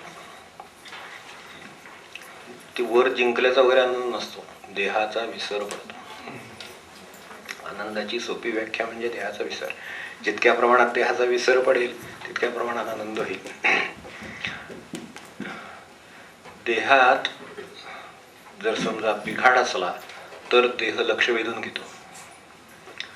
देहाचं लक्षण आहे. लक्ष केव्हा जातं? जेव्हा बिघाड असेल तेव्हा. जेव्हा बिघाड नसेल काही त्यावेळेला विसर पडतो त्याचा, लक्ष जात नाही तिकडे. तसं ते तिथं गेल्यानंतर आनंदाच्या व्याख्येमध्येच अंतर्भूत आहे की ज्या वेळेला जितक्या प्रमाणात माणसाला देहाचा विसर पडेल मग त्या प्रमाणात मनाचा विसर पडेल तितका मनुष्य आनंदाकडे प्रवास करतो. ज्या वेळेला मनुष्य निर्मन असेल, देहात आहे पण देहाला विसरलेला आहे, त्यावेळेला तो सर्वात जास्त आनंदात असतो. भेद आला, विचार आला, कल्पना आली, सगळं आलं की मनुष्य खाली आला की ते सुरू झालं, पुढचं काम सुरू झालं त्याला. तसंच देहाला काही दुःख आलं, त्रास आला की लगेच त्याचं जाणीव सुरू झाली. तर असं साधारण आनंदाचं सुरू. आता त्याच्यावरती हे राहतं. हे कसं करावं तर याला मी अंतर्बलोपासना म्हणतो. उपनिषदांचा अभ्यास म्हणजे अंतर्बलोपासना आहे. हे अंतर्बल आत्म्याचं आहे. मन जायला मदत करतं तिकडे, कारण त्याचे हात दोन्हीकडे आहे. इकडे आहे, तिकडे आहे. तिकडे दिशा दाखवतं फक्त की इथपर्यंत जाता येतं. माणसाला एवढं इथे ते म्हटले ना, देतो तो व्यापकत्वाली, तर देतो. तर ते मन सुद्धा व्यापक असू शकतं. काही वेळेला इतकं व्यापक असतं की सगळ्या जगासाठी सुद्धा मनुष्य माणसं जी मोठमोठे त्याग करतात, मोठमोठे कार्य करतात, ती त्यावेळेला किती व्यापक झालेली असतील मनाने याची कल्पना आपण करू शकतो. नाही तर त्यांचं काही देणं घेणं नाही, तरी सुद्धा त्या कोणाच्या समाजासाठी, काय त्या याच्यासाठी, ट्रायबलसाठी, कशासाठी काय ते राबतात ना, त्यावेळेला त्या मनाला व्यापकता आहे. मनुष्य स्वतःच्या घरातल्या माणसाला मदत करायला तयार होत नाही असे अनुभव येतात. पण तिथे मात्र असे म्हणून येतात की ज्यांचा काहीही संबंध नाही, काही तुमच्यावर तशी जबाबदारी नाही कोणती, तरी सुद्धा मनुष्य ती कामं करतो. ते ह्याच्यात जंगलात असू देत, आदिवासीत असू देत आणि कुठे असू देत. म्हणजे व्यापकत्वाची तयारी मनाची आहे. फक्त आज म्हणजे शक्ती आहे, फक्त ती माझ्याकडे आज नसेल म्हणून मला तिचा अनुभव नाही. ती ज्या प्रमाणात येईल त्या प्रमाणात आपल्याला आनंदही येतो. तर इथे जे स्वरूप आहे ते त्याच्याही पेक्षा व्यापक आहे. हे मनाच्या व्यापकतेला एक वेळ सांगण्यासारख्या काहीतरी मर्यादा आहेत. माणसं अमकं तसं याला काही मर्यादा नाही. ते ह्याच्यात त्याची उपासना, आत्म्याची उपासना म्हणजे त्याची जाणीव म्हणून आपण साधी नुसती, ही माणसाला ही सुद्धा माणसाला आनंदाची झुळूक देणारी आहे. अक्षरशः आत्म्याची जाणीव, याच्या माझ्याशी काही संबंध नाही, शरीराशी पण माझा काही संबंध नाही. ही नुसती जी जाणीव आहे ती सुद्धा माणसाला ती वर गेल्यावरची झुळूक देते आणि त्या क्षणी जे वाटतं तसं वाटणारी अवस्था आहे. एवढं खरं. आता ती अवस्था कशी मिळवायची, काय मिळवायचं, आपण आपल्या परीनं प्रयत्न करायला हरकत नाही. हा देहातीत होण्याचा, देहाचा पडदा सारून इथे 2 शब्द वर वापरलेत, त्याला खाली ते शब्द नाही आहेत पण ते मी मुद्दाम आपल्याला अंडरलाईन करून सांगतो. कबीर मनीषी परिभू स्वयंभू 2 शब्द वापरले तिकडे. कवीही आणि मनीषी 2 शब्द वापरले आहेत. पूर्वीच्या काळामध्ये हा जो कवी शब्द आहे आज ज्या अर्थाने केवळ काव्य रचणारा अशा अर्थाने वापरला जातो तसा त्याचा अर्थ त्या काळात नव्हता. क्रांतदर्शी किंवा आत्मज्ञ, आत्मस्वरूप ओळखणारा त्याला कवी म्हणलेला आहे. म्हणून तो व्यापक आहे असं. म्हणून तो कुठल्याही अवस्थेचं वर्णन करू शकतो, कुठल्याही अवस्थेची तादात्म्य होऊ शकतो. दुसऱ्याशी तादात्म्य व्हायला आपल्याला विसरावं तरी लागतं, नाहीतर तसं व्हावं तरी लागतं, काहीतरी व्हावं लागतं. त्याच्याशी तादात्म्य कसं होणार? दुःख ओळखायचंय तर तुम्हाला त्याच्याशी तादात्म्य व्हावं लागतं, तेव्हा ते दुःख कळतं. नाही तर दुसऱ्याचं दुःखच कळत नाही माणसाला. आपल्या घरामध्ये नाही होत साऱ्या बाबतीत किंवा जर तुम्हाला कळणार नाही काय चाललंय असं म्हणतात माणसं एकमेकांना. का कळणार नाही? तर भेद आहे म्हणून. तादात्म्य होता येत नाही म्हणून. तादात्म्य होता आला तर मला काय होतं ते तुम्हाला कळेल. तर हे कळायला माणसाला जसं तादात्म्य व्हावं लागतं, त्या ठिकाणी स्वतःचं विसरावं तरी लागतं, ते जे आहे तसं व्हावं लागतं. तर तसं हे देहाचे बाबतीतले म्हणजे हे कवी जे होते त्या कवींना आत्मज्ञ म्हटले ते लोक आहेत. ते तेवढ्या त्या ठिकाणी जर आपण जाऊन पोचलो तर हे आपल्याला कळू शकेल. दुसरे मनीषी आहेत तेव्हा ते होणारे म्हणजे देहाचा जो पडदा आहे, देहाचं जे वेगळेपण आहे ते दूर करून मन पाहू शकणार आहे. मन म्हणून सध्या आपण त्याला मन पाहू शकणार आहे. आत्मज्ञ म्हटलेले आहे, खरं आत्माच पाहू शकणार आहे.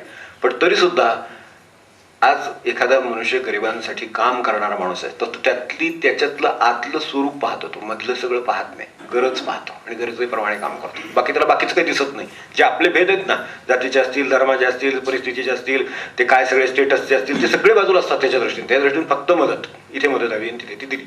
हे जसं मधले पडदे दूर करून पाहू शकतो मनुष्य, तेव्हाच तो हे काम करू शकतो आणि तेव्हाच त्याला आनंद मिळतो, तेव्हाच ती ईश्वर सेवा होते. ईशावास्यमिदं सर्वम, ते जे आहे ते ईशावास्यम तिथं आहे, ती त्याला खात्री आहे इथे परमेश्वर आहे म्हणून तो त्याची सेवा करतो. तर ती देहातीतता ही येणं हे कवींचं, ह्याच्यातलं जो कवी शब्द आहे त्याच्या संबंधी आहे. तर अशरीर असं त्याचं आपण हे केलं की शरीराचं बंधन नाही त्याच्यावर. असा शरीरामध्ये अनुभव येऊ शकतो. अनुभव घ्यायला साधन दिलं ना आपल्याला, मुक्त व्हायचं आहे तर ते मुक्त होण्यासाठी साधन हे दिलेलं आहे, त्या साधनाचा वापर केला. पण अशरीर आहे तो एवढं लक्षात ठेवा. आत्म्याचं काय होतं नक्की, स्वरूप काय आहे असं मला एकाने मागे एकदा विचारलं. आत्म्याचं स्वरूप कसं आहे? तर ही डबी आहे, आता इथे आपल्यासमोर हे जे वस्तू आहे ही डबी आहे. ही डबी उद्या जर नाहीशी झाली तर इथल्या आतल्या पोपीचं काय झालं असं सांगता येईल उचलल्यानंतर. आतही होतीच बाहेरही होतीच. हे ह्यानी फक्त ती वेगळी झाली होती काहीतरी. तशी शरीराने आत्मस्वरूप फक्त वेगळं झालेलं. ती सोपं सांगायचं. आत्मस्वरूप फक्त देहाच्या रूपाने वेगळं झालं, त्याला चिकटून असलेल्या मनाच्या रूपाने वेगळं झालं म्हणून ते मीन तो वेगळे वगैरे वगैरे. पण हे जर गेलं निघून तर ते आता कुठे जात नाही, कुठे येत नाही. अशी जी भाषा करतात ती का करतात? तर ते हे कुठे जातं हे समजा तुम्ही काढून घेतलं तर यातली हवा थोडीच आता बाहेर निघाली वगैरे आणि आत आली वगैरे असं काही आहे? काही नाही, ती तर होतीच. ती तशीच आहे. आत्मस्वरूपाचं लक्षण तसं आहे. हे जे आहे हे भांड आहे किंवा ही एक डबी आहे तर ह्याच्यात आत जे आहे तेच बाहेर आहे. फक्त ते देहाने वेगळं झालेलं आहे. तर वेगळेपणा बाजूला गेला, ते आहे तसंच आहे. मधली ज्याने वेगळं झालं होतं ते बाजूला गेलं. त्या अर्थाने अशरीर ते आजही आहे. त्याने नाही हे निर्माण केलं. आमच्या मनाने आम्हाला देहात आणलेलं आहे. आमच्या कर्माने आम्हाला देह धारण करायला लावलेलं आहे. माझे कर्म शुद्ध राहतील तर देह धारण करायची गरज नाही, आणि जर कर्म शुद्ध असतील तर देह असला तरी फरक पडत नाही. दोन्ही गोष्टी आहेत. हे सत्पुरुष ज्या वेळेला मुक्त झाले त्यावेळेला ते मेले नाही आहेत, मृत्यूने पावले, ते जिवंत आहे. पण ह्या असण्या नसण्याशी त्यांचा काही संबंध नाही. तर म्हणाले तर चाला त्यांची परिस्थिती. याचं कारण का, ज्यांनी वेगळं झालेलं आहे ते त्यांचं आता वेगळं नाही आहे, ते एकच आहे. त्यामुळे तुम्ही म्हणाल तेव्हा हे बाजूला ठेवत ते तयार.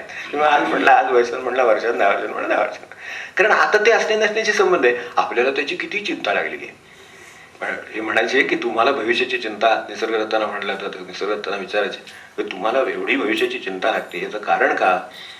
तर तुम्हाला तिथे दुःख होणार आहेत, शरीराला काहीतरी दुःख येतील वाट्याला, त्याची चिंता त्याची लागलेली आहे. तुम्हाला फक्त त्याच्यातलं सुख हवं आहे आणि दुःख नको आहे म्हणून चिंता आहेत. सुख मात्र हवं आहे आणि दुःख मात्र नको आहेत. तर असं कॉम्बिनेशन कुठे अजून निघालं नाही. माणूस नाही निघाला असा कुठला आपल्या संपर्कात असा माणूस फक्त सुख दिलं असं. थोडं काही ना दुःख त्याच्यापासून झालेलं असतं. मनासारखं वागतातच असं नाही, काही वेळेला तरी असं होतच. अगदी चांगला माणूस असला तरी सुद्धा थोडं काहीतरी आहेच. तर हे जर आहे तर त्याच्या पोटी हे आपल्याला दुःख वाटायला आलेलं आहे. त्यामुळे कवीही आणि मनीषी हे दोन आपल्याला दिशा दाखवणारे शब्द आहेत. ते अशरीर तर तो आहेच आहे, तो शुद्ध तर आहेच, निष्पापही आहे.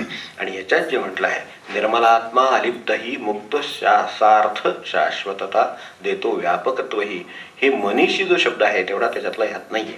ते मनीषीबद्दल फक्त सांगतो की हे जे मन आहे ह्याच्यानंतर राहिला, आता देह बाजूला ठेवला, अशरीर तो त्याचा शरीराशी काही संबंध नाही, तुमच्या देहाने वेगळं झालं म्हणून वेगळं म्हणायचं, नाही तर काही वेगळं नाही आहे ते एक. म्हणून ते चैतन्य येतं का जातं वगैरे हे प्रश्नांना काही अर्थच नाही आहे मुळामध्ये. हे आहेच आहे, ते आधी बाहेरी आहे, ते एकच आहे. तुमच्या देहानं वेगळं झालं होतं तेवढं बाजूला झालं एवढंच.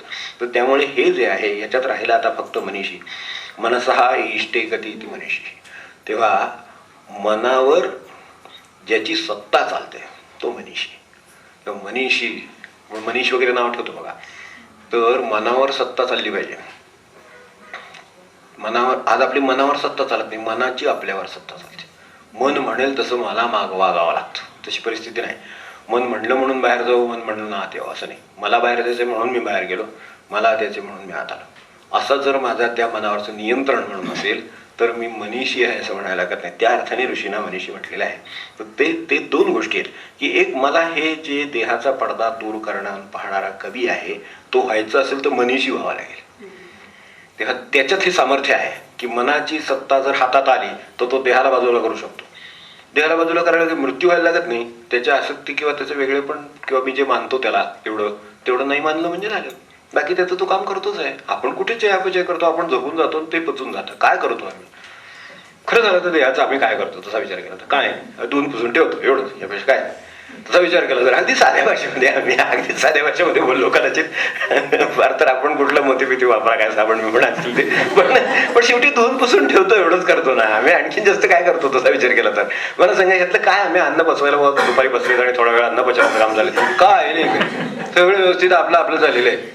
काही नाही, डोळे उघडले की दिसायला लागतं. कुठली सिस्टीम ऑन करायच्या, हे करायचं ते करायचं. आम्हाला तिथे इन्व्हर्टर म्हणून हे सगळं सिस्टीम आहे करा. काय करावं लागतं, काय करायचं, डोळे उघडले दिसायला लागतं. की नाही किती काम याच्यातलं सगळं आपोआप सुरू आहे. मग कशाला त्याच्यामध्ये आपण अडकायचं, तर ते जाऊन काय करायचं ते स्वच्छता ठेवणं हे करणं एवढं आपलं काम आहे, तेवढं केलं.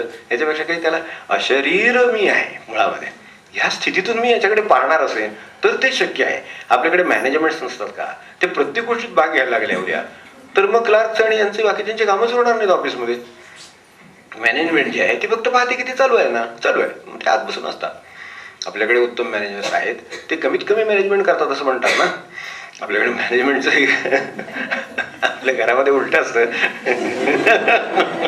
ते जास्त लक्ष घालतात आणि ते मॅनेजर समजतात स्वतःला की नाही. म्हणजे त्या अर्थाने तर ही list which manages the list कमीत कमी त्याच्यात लक्ष घालतो तो उत्तम. जर एखादा व्यवस्थापक असेल, व्यवस्थापकाची ती व्याख्या आहे, जो व्यवस्थापनात कमीत कमी लक्ष घालतो आणि तरी उत्तमात उत्तम व्यवस्थापन होतं त्याचं व्यवस्थापन उत्तम आहे असं म्हणतात. बुवा आपल्याला मॅनेजमेंटमध्ये आपली व्याख्या केलं ते सांगितलं. विच मॅनेजेस द लिस्ट, अत्यंत कमी मॅनेजमेंट आहे. आत बसलेले आहेत त्यांचं बरं, त्यांना काम नाही आहे का, त्यांना काम आहे की आत्मस्वरूपात तल्लीन राहणं हे काही कमी काम आहे. तिथे वर लिहिले अखंडित ध्यान आत्मरूपी, ते काम नाही आपल्याला. त्यांना काम असतं ना, वरनं प्रेशर असतात. अमुक एक गोष्ट झाली पाहिजे, तमुक झालं पाहिजे, हे झालं पाहिजे, ते झालं पाहिजे, एवढे चार्ट असतात. त्यांना क्वार्टरली रिपोर्टिंग आहे, अमकं आहे, डेली रिपोर्टिंग आहे, हे आहे ते त्यांची त्यांना कामं आहेत ना. पण त्यांनी जर उठून जर बाहेरच्या कामात येऊन प्रत्येक गोष्टीत लक्ष घालायचं ठरवलं तो बाहेर जाण्याशी वैतागून जाईल. तर म्हणजे मला काहीतरी काम आहे की नाही इथे, मी करतोय ना काम, मग तुम्ही कशाला लक्ष घालता, असं तो साध्या आपल्या व्यवस्थापनाच्या बाबतीत जर म्हणत असेल तर इथे सुद्धा खरं आपलं तसंच आहे. आपण अशरीर राहतो, त्यामुळे शरीराचं काम व्यवस्थित चालले की नाही, काही प्रॉब्लेम असेल लक्ष घालतोच आपण. जर ज्या वेळेला आता बाहेर काही भांडण चाललं आहे तर त्याही वेळेला जर विच मॅनेजरचं लिस्ट म्हणून आत बसून राहिलं हो केव्हा मिळते परस्पर, इट इज नॉट मॅनेजमेंट. तो उठून त्याचं काम आहे की बाहेर आला आणि पाहिलं की काय प्रॉब्लेम आहे. तर यांचे मतभेद झालेले आहेत आणि निर्णय होत नाहीये, ठीक आहे त्यांना आत पाठवून द्या, मी बोलतो त्यांच्यावर, तुम्ही तुमचं काम करा असं सांगून ते मॅनेजर आत येतात आणि त्यांना बोलून गेलं. बघ काय तुमचे ग्रीव्हन्सेस होते, काय अडचण होती, असं झालेलं, ठीक आहे. मग तसंच कधीतरी शरीराबद्दल होतं त्यावेळेला आपण त्याला घेऊन डॉक्टरांच्याकडे जातो, त्यांना सांगतो हे जरा प्रॉब्लेमॅटिक काहीतरी, काय प्रॉब्लेम आहे काहीतरी, आपण जरा चेकअप करा. मी अशरीर आहे, अखंडित ध्यान आत्मरूपी. आता थोडा वेळ त्यांचं काम त्यांना बाजूला ठेवावं लागतं. हेड ऑफिसशी सतत संपर्कात असेल तर 5 मिनिटं सांगतात जरा इथं राहायचं थोडंसं प्रॉब्लेम आहे, एक 10 मिनिटात मी काय ते तुम्हाला कळवतो. नंतर 10 मिनिटं काम थांबलेले आहे, हे डॉक्टरांच्याकडे शरीर घेऊन गेलेले आहेत, कल्पना करायची नुसती. आता पुलिसाला खाली यायला लागली आपल्याकडे म्हणून म्हणलं जरा एकदा वरचं वारं खाल्लं, आता काय अडचण नाही. तर डॉक्टरांच्याकडे घेऊन गेले तर सांगितलं हे काहीतरी कानात आवाज येतात बा, काय झाले ते वगैरे वगैरे. म्हणजे अर्थात कानात असं आहे का आजारी म्हणतात बा, कानात आवाज येतात वगैरे, काही ना आल्यासारखे वाटतात वगैरे ते वेगळे. प्रपंचात सतत ऐकावं लागल्यामुळे सुद्धा काही ना तसं होतं. झोपेत सुद्धा असं वाटत कोणतरी बोलतं ते सारखं. घरात काही वेळेला जर सतत असं कोणी असलं बोलणार तर त्याला ते बोलत नसताना सुद्धा वाटतं असं. थोडंसं शरीराची तक्रार आली समजा काही तर आली तक्रार तर पाहता येईल. शरीर मी आहे तर मी व्यवस्थापन करतो, तर त्याची जर तक्रार आली तर मग त्यावेळेला पाहिलं, मग बाहेर जर काही त्यांचा वाद दिसतोय की तरी सेटल होत नाही असं दिसतंय तर तुम्हाला ती काच तेवढ्यासाठी ठेवलेली आहे ते पाहण्यासाठी. तिथून पाहिलं आणि बाहेर जाऊन त्यांना बोलावला, ठीक आहे काय असेल बघतो मी सांगतो त्यांना. मग ते नंतर त्यांना बोलवून त्यांचं काय ते त्यांना सांगितलं, ह्यांचं बोलून ह्यांना सांगितलं, प्रॉब्लेम सॉल्व्ह. आपल्या कामात अशरीर शुद्ध निष्पाप काही त्यातलं त्याला लागलेलं नाहीये. बाहेर जे काय चाललेलं आहे त्याचं त्याला काय लागलं, काही लागलं नाही. त्याचं एक 5 मिनिटं लक्ष देण्याचं काम होतं. आता जे एवढं व्हेकल आपल्याला दिलेलं आहे ज्याच्या सहाय्याने मी मुक्ती मिळवणार, हो की नाही, तेच सगळं काम आहे, तीच काय ती शाखा आहे, तिच्याच सहाय्याने तो काम करून तो पुढे वर कुठे तो जाणार नाहून मोठा कोणते होणार ना. जेम काय डिजेम काय जेम व्हायचं असेल ते त्याला ते त्याच सहाय्याने होणार ना. मग त्यामुळे त्याला तेवढं लक्ष देणं भाग आहे. तसं ह्या शरीराच्या सहाय्याने माझं जर प्रारब्ध पुरं करून मी मुक्त होणार तर तेवढं लक्ष मला त्याच्याकडे द्यायला पाहिजे. वास्तविक मी कोण, अशरीर.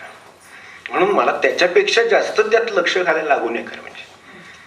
पण बरंचसं लक्ष त्याच्यात लक्ष घालण्यातच जातं. आपला विचार करून बघा ती नक्रमाचा, त्याच्यातलं बरंचसं लक्ष त्याच्यावर लक्ष देण्यातच जातं. तरी त्याला काही होऊ नये सारखं त्याची काळजी घेण्यात जातं. पण ते नाही, मनीषी आहे. ते लक्ष देणारं कोण असतं तर मनीषी आहे. यांना आत बसून तिथली काळजी वाटत राहते की तो बरोबर वागेल का नाही. आता ज्यावेळेला त्याला नेमला त्यावेळेला ही सगळी खात्री करूनच नेमला की हे काम करेल का नाही. एक उदाहरण चालवले म्हणून पुढे चालवतो, यापेक्षा काही नाही. आत बसून ज्या वेळेला त्याला तिथे बाहेर नेमलेला आहे त्यावेळेला तो कशाला नेमलेला आहे विचार करून नेमला की हा हे क्वालिफाईड आहे की नाही, हे आहे की नाही, याला माहिती आहे की नाही, लोकांशी बोलता येतं का नाही, नीट सेटल करता येतात का नाही गोष्टी, त्याला अडचणी दूर करता येतात का नाही, त्याचं ज्ञान त्याच्याकडे आहे की नाही, हे बघूनच त्या ऑफिसमध्ये काय ते केलेलं आहे ना. मग आता तो करेल काय ते. असं करून मला हे मनीषी जे त्याच्यातलं आहे ते माझ्या दृष्टीनं गाईड आहे त्यातलं. तर मला मनावर तेवढं दावा पाहिजे की हे याचं काम त्याला करू. ज्या वेळेला प्रश्न येणार आहे त्यावेळेला मी लक्ष घालीनच, कारण मी अशरीर आहे, मी शुद्ध आहे आणि निष्पाप आहे, मला याच्यातलं काही लागू नाही, मी माझं काम करतो. मग तो निर्मल राहू शकतो, अलिप्तही राहू शकतो. हे सगळे त्याचे लक्षण आहे. मुक्त सार्थकता. तर मी देहही नाही आणि मी मनही नाही खरं म्हणजे, कारण मनावर माझं स्वामित्व आहे. माझ्या ज्या वेळेला आवश्यक असेल, समजा भजन आहे, भाव आहे, किंवा मला समजा एखाद्याला जाणून घ्यायचं आहे, तर त्यावेळेला मला त्या आत्मस्वरूपापेक्षा मनाच्या मार्गाने जाणं सोपं पडतं. आता एखादा बाहेरचं ते काहीतरी चालू असतं त्यांचं, तर त्यावेळेला काय झालेलं असतं तर त्याचं काम व्हायला पाहिजे अशी त्याची अपेक्षा नसते. त्याची अपेक्षा एवढीच असते की काम आज होऊ शकत नाही पण उद्या करतो असं तुम्ही का म्हणत नाही. असं काहीतरी किरकोळ काम असतं, कुठेतरी थोडासा अपमान असेल, त्याला कोणी लक्ष देत नाही असं असेल, तो बराच वेळ झाला काय त्याच्याकडे कोणी दाद घेत नाही असं असेल, तर दाद घ्यावी एवढीच त्याची. ही मला मनाने जाणता येते की अशी जर दाद माझी कोणी घेतली नाही तर मला कसं वाटेल, तर ते मला मनाच्या साह्याने कळतं. म्हणून मी त्यांना सांगतो की ठीक आहे, तुम्ही बराच वेळ झाला बसलेले होता, तुम्हाला लक्ष दिलं गेलं नाही, खूप काम होतं त्यांच्याकडे, तर मी लक्ष द्यायला तयार आहे. काय आहे तुमचं सांगा, आज थोडीशी गर्दी आहे, काय तारीख आहे, अमुक आहे तुमुक आहे, काय जे आपल्या अडचणी असतील. त्यानंतर ते म्हणतात नाही माझा एवढा काय प्रॉब्लेम, मला उद्या झालं तरी चालतं म्हणतात. ते मनच आहे शेवटी, मनाचं वर्किंग हे सारखंच आहे. तर त्याला जर त्याच्याकडे लक्ष दिलं गेलं नाही एवढंच जर त्याचं म्हणणं असेल तर लक्ष दिलं गेलं की त्याची तक्रार नाही आहे काही. त्याचं अपेक्षा काय आहे, फक्त लक्ष दिलं जावं. मग लक्ष दिलं गेलं की काही नसते तक्रार. मग तसं घरात पण होतं. तेवढंच लक्ष देण्याची गरज आहे, लक्ष देण्याची गरज. अशरीर मुक्त सार्थ शाश्वता देतो व्यापकत्वही. आपण जितकं पुढे जाल तितकं हे. म्हणून अतीत ह्याच्या जरी याचे व्यापकत्व आहे किंवा सार्थकता आहे, सगळे शब्द वापरले तरी त्यामुळे आपण आत्मस्थिती म्हणून वेगळ्या स्थितीत राहू शकतो. मनाची बांधिलकी नाही. आणि अशरीर आहे, जे शरीर आहे ते फक्त व्हेकल माझ्यासाठी दिलेलं एक कामकाजासाठी उपयुक्त वाहन आहे, ज्या वाहनाच्या सहाय्याने माझा प्रवास होतो. तर एवढ्यासाठी ते दिलेलं आहे असं जर त्याच्याकडे पाहता आलं तर मग होईल, मग अंतर्बलोपासना होईल. मी ज्याला अंतर्बलोपासना असा शब्द आपल्यासाठी, आतल्या बलाची उपासना ती पक्की आहे. म्हणून मनाचंही काही त्रास नाहीये आणि शरीराचंही नाहीये. शरीरात बिघाड येईल त्यावेळेला त्रास होईल, मनात बिघाड येईल त्यावेळेला त्रास होईल, हे मान्य आहे. पण ते रोज बिघडलेले नसतात. कधी शरीर रोज बिघडलेली असतात, मला सांगा, रोज बिघडलेले असं नसतं. आणि जर तसंच असेल, काही आजार असेल तर त्याला काही कारण असेल, त्यानुसार त्याला एखाद्याचे आता मोठमोठे आजार, दीर्घकालीन आजार असतात, तर ते तर दीर्घकालीनच आहेत मुळामध्ये, हे मला माहितीच आहे की ते दीर्घकालीन आहेत. म्हटल्यानंतर ते रोज राहणार. आता रोज एवढ्या तऱ्हेचे, उद्या समजा तुम्ही जर ह्याच्यात जर म्हटलं ऑफिसमध्ये की कोणी माणूस येऊ नये, म्हणजे आता तशी कल्चर आले आता, पण तरी सुद्धा कोणी माणूस येऊ नये, असं कसं होईल? काही काम येऊ नये असं कसं होईल? काम तर काहीतरी येणार, त्रास तर काहीतरी राहणार. त्याप्रमाणे शरीराला ते आपल्या बाबतीत अशा पद्धतीने आलेले आहे. याचं कारण का? तर आपणच आता दुकान उघडलेले म्हटल्यावर लोक गिऱ्हाईक यायला लागले. तसं आहे. तर आपण आता प्रारब्धाने आपल्या शरीराचं दुकान उघडलं, त्याबरोबर आता ती गिऱ्हाईक सुरू झाली की ते म्हणतात माझं देणं आहे, हा आजार म्हणतो माझं देणं आहे, बीपी म्हणतो माझं देणं आहे, डायबिटीस म्हणतो माझं देणं आहे, द्या म्हणतात द्या, की नाही? मग ते आपल्याला तर करावंच लागेल. म्हणजे हे ते शरीर असलं तरी हे काम त्याचं आहे ते करता येतं. बरं, त्याचं काम कुठे सारखं लक्ष द्या असं म्हणणं आहे. त्याचं म्हणणं आहे की माझ्याकडे काय, आता डायबिटीस समजा एखादा, डायबिटीस कसा झाला, डायबिटीस कसा झाला, उगाच त्याची काळजी करणे जरूर, हे मन ताब्यात ते मनात सांगितलं त्यातलं. किंवा काय समजा हे आहे, काय संधिवात आहे, डायबिटीस आहे, काय हार्टचा त्रास आहे, हे तर कायम राहणाऱ्या गोष्टी आहेत. बीपी आहे, अमुक आहे, तमुक आहे, काहीतरी असतात अलीकडे. तर अशाच रूपाचे एवढे आजार आहेत. आता ते त्याचं देणं घ्यायला ते आलेली मंडळी आहेत, तर त्यानुसार त्यांचं देणं भागल्याशिवाय ते जाणार नाहीत. कदाचित ते आपल्याबरोबर जायच्या तयारीनं आलेले असतील तर तेव्हा जातील. हो की नाही? तर त्यांचं रोजचं काही म्हणणं आहे का तुमच्याकडे? काही नाही. जर वेदनाच होत असतील तर ते म्हणतात प्रत्येक वेदनेबरोबर तुम्हाला आठवण होती का त्या परमेश्वराची? हा, मला कशालाही ते जोडता येईल. जोडायचंच आहे तर भक्ती मार्गामध्ये वेदना या भगवंताच्या स्मरणाबरोबर जोडाव्यात. म्हणजे कामच सोपं झालं. कारण इतकं स्मरण ठेवणं मला सुद्धा शक्य नाही. ज्यांना जास्त वेदनेचे आजार असतात त्यांच्या बाबतीत सांगतो. ज्यांना जास्त वेदना असतात, सतत वेदना असलेले काही आजार आहेत, उदाहरणार्थ संधिवातासारखे आजार आहेत, सातत्याने वेदना असतात. असं अल्सर सारखा आजार आहे, सातत्याने माणसाला ते पोटात फुटफुट सारखं त्याला त्रास होत असतो. आता त्याच्याशी समजा त्याने भगवंताचं स्मरण जोडायचं ठरवलं तर काय स्मरण म्हणजे मला वाटतं जपाला मोजता चढा नाही त्याच्या इतकं जपून दिल त्याचा. काय कसं करायचं? शेवटी तुम्ही मनाचे स्वामी, तुम्ही ठरवा, त्याप्रमाणे ते काम करायला तयार आहे. मन स्मरण करणार ना, त्याला म्हणायचं कर स्मरण त्याच्याबरोबर. म्हणजे हा शरीर आणि जर मनीषी असेल तर हे होऊ शकतं. तेव्हा हे करण्यासाठी यातून काय होतं, तर माझ्यातलं जे आत्मस्वरूप आहे त्याला मी बळकटी देत नाही, पण माझी अंतर्बलोपासनेमुळं मी स्थिर आहे. ठीक, शरीर आहे, आजार आहे, शरीर आहे, डिमांड्स आहेत, शरीर आहे, जेवण आहे, काय त्याची व्यवस्थेप्रमाणे जे असेल ते, मन आहे, जाणून घ्यायला उपयोगी पडत आहे, त्याचं जे काम आहे ते करताय. तर अशा पद्धतीने मी त्याच्याकडे पाहू शकतो. तर हे व्हायला माझी अंतर्बलोपासना मला उपयोगी पडते. तर हे ह्या मनाच्या, या आत्म्याच्या स्वरूपाचं. आता प्रश्न राहिला, हे करायला या उपनिषदामध्ये पुढे 2-3 टप्पे राहील. त्या 3 टप्प्यातला एक टप्पा आपला आता बघून होईल. एक म्हणजे हे करायला कर्म कशी करावीत. आता आपण पाहतोच आहे, त्याचं थोडं स्वरूप आपण पाहिलंय, कर्म कशी करावीत. कारण कर्माचा प्रश्न तर ते टळत नाही. सुरुवातीलाच सांगितलेलं आहे आपल्याला की कर्मेन बांधते तुझला दुजा मार्ग न यावनी. त्यामुळे कर्माशिवाय मार्ग नाही. बसलो हे कर्म आहे, जायचंय आता कर्म आहे, पुन्हा उद्या यायचं जाणं शक्य असेल त्यांना कर्म आहे, ऑफिसमध्ये कर्म आहेत, घरी गेलं की कर्म आहे, कर्म आहेत सगळी. त्यामुळे दुजा मार्ग न यावनी हे तर आहेच. आता ती कशी करावी, तर त्याविषयी आपल्याकडे 2 मोठे प्रकार आहेत, ते दिलेले आहेत. आणि दुसरं की ह्याकडे जायला नुसत्या कर्माचा उपयोग होत नाही. कर्म ही कशी आहेत की ज्याला आपण ही म्हणू कशी कोरडी येते, त्यामध्ये भाव ओतावा लागतो, त्याला उपासना म्हणतो आपण. कर्मात भाव ओतला की उपासना होते. त्यामुळे कर्माचा एक मार्ग आहे, उपासनेचा एक मार्ग आहे. या 2 मार्गाने आपल्याला आपला मुक्काम गाठता येतो, की जो आपल्याला शेवटी गाठायचा शेवटच्या मंत्रामध्ये आहे. तर तिथपर्यंत गाठायला कर्म आणि उपासना हे 2 मार्ग उपयोगी पडतात. आता याच्या पुढचे जे श्लोक आहेत, 8वा पाहिला तर 9वा मंत्र जो आहे तो 10वा आणि 11वा हे कर्माचं स्वरूप सांगतात. कशी कर्म असावीत, कशी नसावीत. 12, 13, 14 हे उपासनेचं स्वरूप कसं असावं, कसं नसावं ते सांगतात. आणि शेवटचे जे 15, 16, 17, 18 हे जे मंत्र राहिले, त्यातला 15वा मंत्र प्रार्थना सांगतो, 16वा मंत्र प्रत्यक्ष अनुभव सांगतो काय आहे ते, 17वा मंत्र आहे तो आपल्याला मृत्यूची कशी स्थिती असते, आपली कशी असावी, सामोरं कसं जावं छान ते सांगतो. आणि शेवटचा 18वा मंत्र हा आपल्या उद्धाराची आणि या सर्व उपदेशाची सांगता करतो. असं साधारण स्वरूप आपल्यासमोर 2 दिवसासाठी आता आहे. यातलं आपल्याला किती कसं संपवता येते बघूया. कर्मामध्ये अज्ञानी कर्म आचरिती. आपल्याकडे सर्वसाधारणपणे ज्ञानाच्या बाजूने कर्म करायची म्हणजे कळून करायची सवय आहे, न कळून करायची सवय आहे. अज्ञान माहिती आहे, ज्ञान माहिती आहे, किंवा विद्या माहिती आहे, अविद्या माहिती आहे. म्हणजे थोडेसे यातल्या आता त्या तत्वज्ञानाचे टर्म्स आहेत, आपण सोप्या भाषेत जेवढे समजतील लक्षात येतील तेवढे घेऊया.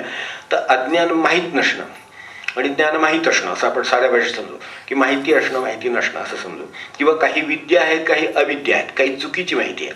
अज्ञानाचं लक्षण काय असेल? अयोग्य विद्या असेल, चुकीच्या विद्या आहेत, अपुऱ्या आहेत, बंधनकारक आहेत, विनाशक आहेत. ही सगळी आपल्याकडे भक्तीमध्ये सुद्धा आपण एक श्लोक पाहिला आहे, अज्ञानाची भक्ती इच्छिती संपत्ती. आपण जर ह्यांचे तुकोबांचे निवडलेले श्लोक आपल्याला आठवत असतील तर त्यामध्ये आपल्याला आला होता, अज्ञानाची भक्ती इच्छिती संपत्ती.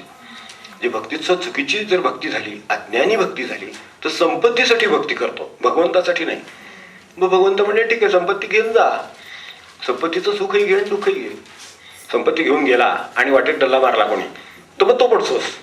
कारण आता तू मला नाही मागितलेलं, भगवंताला मागितलं असतं तो आनंदच घेऊन गेला असता डायरेक्ट. त्याने मागितलं संपत्ती पाहिजे, संपत्ती घेऊन जा. असं आहे, जे शरीर तुला जी प्रकृती पाहिजे तर ती घेऊन जा, असं आहे. त्या अज्ञानाची भक्ती इच्छिती संपत्ती. तशी अज्ञानाने विनाशक कर्म होतं, बद्धक होतं, अपुरं होतं, अयोग्य होतं. ही सगळे अज्ञानाच्या कर्माचे प्रकार आहेत, अविद्या म्हणून त्याला. आणि ज्ञानी आहेत तेही कर्म करतात. आपल्याकडे अशी पद्धत आहे, कुठल्याही उपनिषदामध्ये किंवा म्हणजे इतर उपनिषदच म्हटलंय, बाकीच्या कुठल्याही एखाद्या ग्रंथामध्ये, की ज्ञान किंवा उपासनेमध्ये व्यक्त अव्यक्त त्यातली अव्यक्तातली, तर विशेषतः या ज्ञानाच्या बाबतीत, की ज्ञान सुद्धा चुकीच्या ठिकाणी नेतं असं कुठं म्हटलेलं नाही वाटतं. ज्ञानासाठी सगळी धडपड चालली आहे. अज्ञान चुकीच्या ठिकाणी नेतं हे समजू शकतं. माणसाला माहिती नाही तर खड्ड्यात उडी मारली, कारण खड्डा आहे माहीत नाही, अज्ञान म्हणून उडी मारली, मग त्याचं नाही झालं, हे बरोबर आहे, त्याला पायात ओढून घेतले, हे अज्ञानामुळे घडले माहिती आहे. पण ज्ञान आहे तर ते सुद्धा चुकीच्या ठिकाणी तुम्हाला नेईल असं सांगणार फक्त हीच उपनिषद, की जे ज्ञान सुद्धा चुकीच्या ठिकाणी नेईल असं सांगतं. आता हे कळायला आपल्या दृष्टीनं जरी थोडंसं अवघड वाटलं तरी आपण कल्पना करा की ज्ञानामुळे अहंकार आला. उदाहरणार्थ, आपल्याकडे घरात माणसं असतात, त्यांना एखाद्या विषयी माहिती असतो, स्वयंपाकात तज्ज्ञ माणसं आहेत, ज्ञानी आहेत. ज्ञानाचे खूप प्रकार झाले, ज्ञान म्हणजे ज्ञानच शेवटी, होय की नाही. पण ते सगळं चुकून बिघडेपर्यंत काही बोलत नाहीत, कसं करतात आता ज्ञानाचं काय झालं पुढे बिघडल्यावर मग आता तुला दुरुस्त कसं करायचं ते सांगतात. आत्ताच नुकती संक्रांत झाली, म्हणजे कदाचित झाली असेल पुढे बाग किती पुढे जायला पाहिजे, मागे यायला पाहिजे ते त्यांना माहिती आहे बरोबर. पण ज्ञानाने सुद्धा मनुष्य खड्ड्यात पडू शकतो.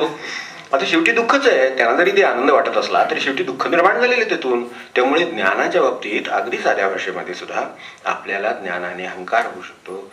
ज्ञानाच्या भास आहे थोडासा. ज्ञान म्हणजे काय, सगळ्या जगाचं ज्ञान होतं का माणसाला, अज्ञान शिल्लकच राहील कुठेतरी. त्यामुळं ज्ञानाने सुद्धा जर समजा ते पूर्ण अवस्थेत ज्ञान नसेल तर ज्ञानाने चुकीची कर्म सुद्धा होतील आणि ती निशंकपणे होतील. कारण मला कळते असं वाटतं, होय की नाही. कोणताही एखादा सिनियर माणूस घ्या, 50च्या 60च्या पुढचा, तर त्याला कळतंय असं वाटतंच की नाही, म्हणजे कळतंच याबद्दल मला काय म्हणायचं नाही, पण सर्व कळतंय असं त्याला वाटतं. आणि तो जो 25ला आणि 20ला मुलगा आहे त्याला काय वाटतं ते आपल्याला माहितीच आहे, मी काय सांगायची गरज नाही. तर की नाही, यात फरक आहे की नाही, त्याला कळते असं वाटतंय. म्हणून तो जे निर्णय घेतो ते आज 30 वर्ष लहान असलेल्या आणि नवीन परिस्थितीत असलेल्या मुलांना ते बरोबर वाटत नाही. त्यांच्या दृष्टीनं असं त्यावेळेला बरोबर होतं असं ते म्हणतात. तुमचा अनुभव त्यावेळेला ठीक होता, पण आता तो तसा ठीक नाही, कारण हे गोष्टी खूप बदललेल्या आहेत. त्यानुसार आम्हाला अमुक अमुक प्रकारे निर्णय घ्यायला पाहिजेत. तर आता माझ्या त्या ज्ञानाने जर मी निर्णय घ्यायला गेलो तर अन्याय होईल, चुकीची गोष्ट होईल. कारण हे सगळं परिस्थितीवर अवलंबून असलेलं ज्ञान आहे माझं सगळं, म्हणजे तिथे मला समजून घ्यावं लागेल थोडंसं. तर ज्ञानाने सुद्धा मनुष्य घोटाळ्यात जाऊ शकतो. आणि ज्ञानात एक खुमखुमी आहे मार्गदर्शनाची, ती घोटाळ्याची. ज्ञानात अकारण खुमखुमी आहे, काय कळत नाही बाबा. एखाद्याला माहीत झालं की नाही की केव्हा सांगेन, आपल्याला जसं एखादी बातमी कळली की केव्हा सांगेन असं होतं, हो की नाही. त्यातल्या त्यात अशा बातम्या तर प्रपंचात सारख्याच सगळीकडे फिरत असतात. तर त्यामुळे त्यातल्या त्यात जर आणखीन म्हणजे अस्वस्थता करणारी बातमी तर फारच छान. तर ते अगदी केव्हा कोण भेटतोय त्या कानावर एकदा घालतो, असं असं घडलं, तुम्हाला कळलं का. टीव्हीतलं सांगतात माणसं एकमेकांना, घरोघरी टीव्ही असत सुद्धा. तर तर हे जे खाजगी चॅनेलवर कळलेलं असेल ते सांगायला किती आनंद असेल, म्हणजे बघा की आता. तर ही खुमखुमी आहे त्याच्यामध्ये, कळलं नाही का बसावं. समजा अगदी कोण कोणाच्या घरातलं पळून गेलं अशी कल्पना करू, कुठेतरी पळून गेली मुलगी, पळून गेली ते त्यांनी लग्न केलं असं वाटतं. तुम्हाला कळलं का हे आधी अगदी लवकर, अगदी चौकात जरी भाजी घ्यायच्या आधीच नको, नंतर भाजी घेऊया एक वेळ. काय त्या ज्ञानाची खुमखुमी काही कळत नाही. ते त्यांच्या घरातले, ते तिकडचे, ते दोघं मिळून काय ते त्यांचं आता बघणार असेल का. आपल्याला काय दर महिन्याला रेशन पाठवायचं नाही त्यांच्या घरी काय. पण एक काळजी किंवा एक हे विचार डोक्यावर सारखे ज्ञान की कधी एकदा हे यांना सांगेन. बरं, ज्यांना सांगायचंय त्यांचं फक्त पाहण्यापलीकडे का आहे त्या घराशी संबंध नाही, तरी सुद्धा काहीतरी सांगेन, ते का एकदा सांगेन किंवा एकदा सांगेन असं वाटतं. तर हे जे काय आहे ही ज्ञानाची खुमखुमी आहे, तर ती माणसाला काही आनंदाकडे घेऊन जाते का? जाणार नाही. म्हणजे ज्ञानाने सुद्धा, म्हणजे हे कळणं कठीण म्हणून ज्ञानाचं मी आपल्याला सांगितलं. अज्ञानाचं तर बोलायचंच काम नाहीये.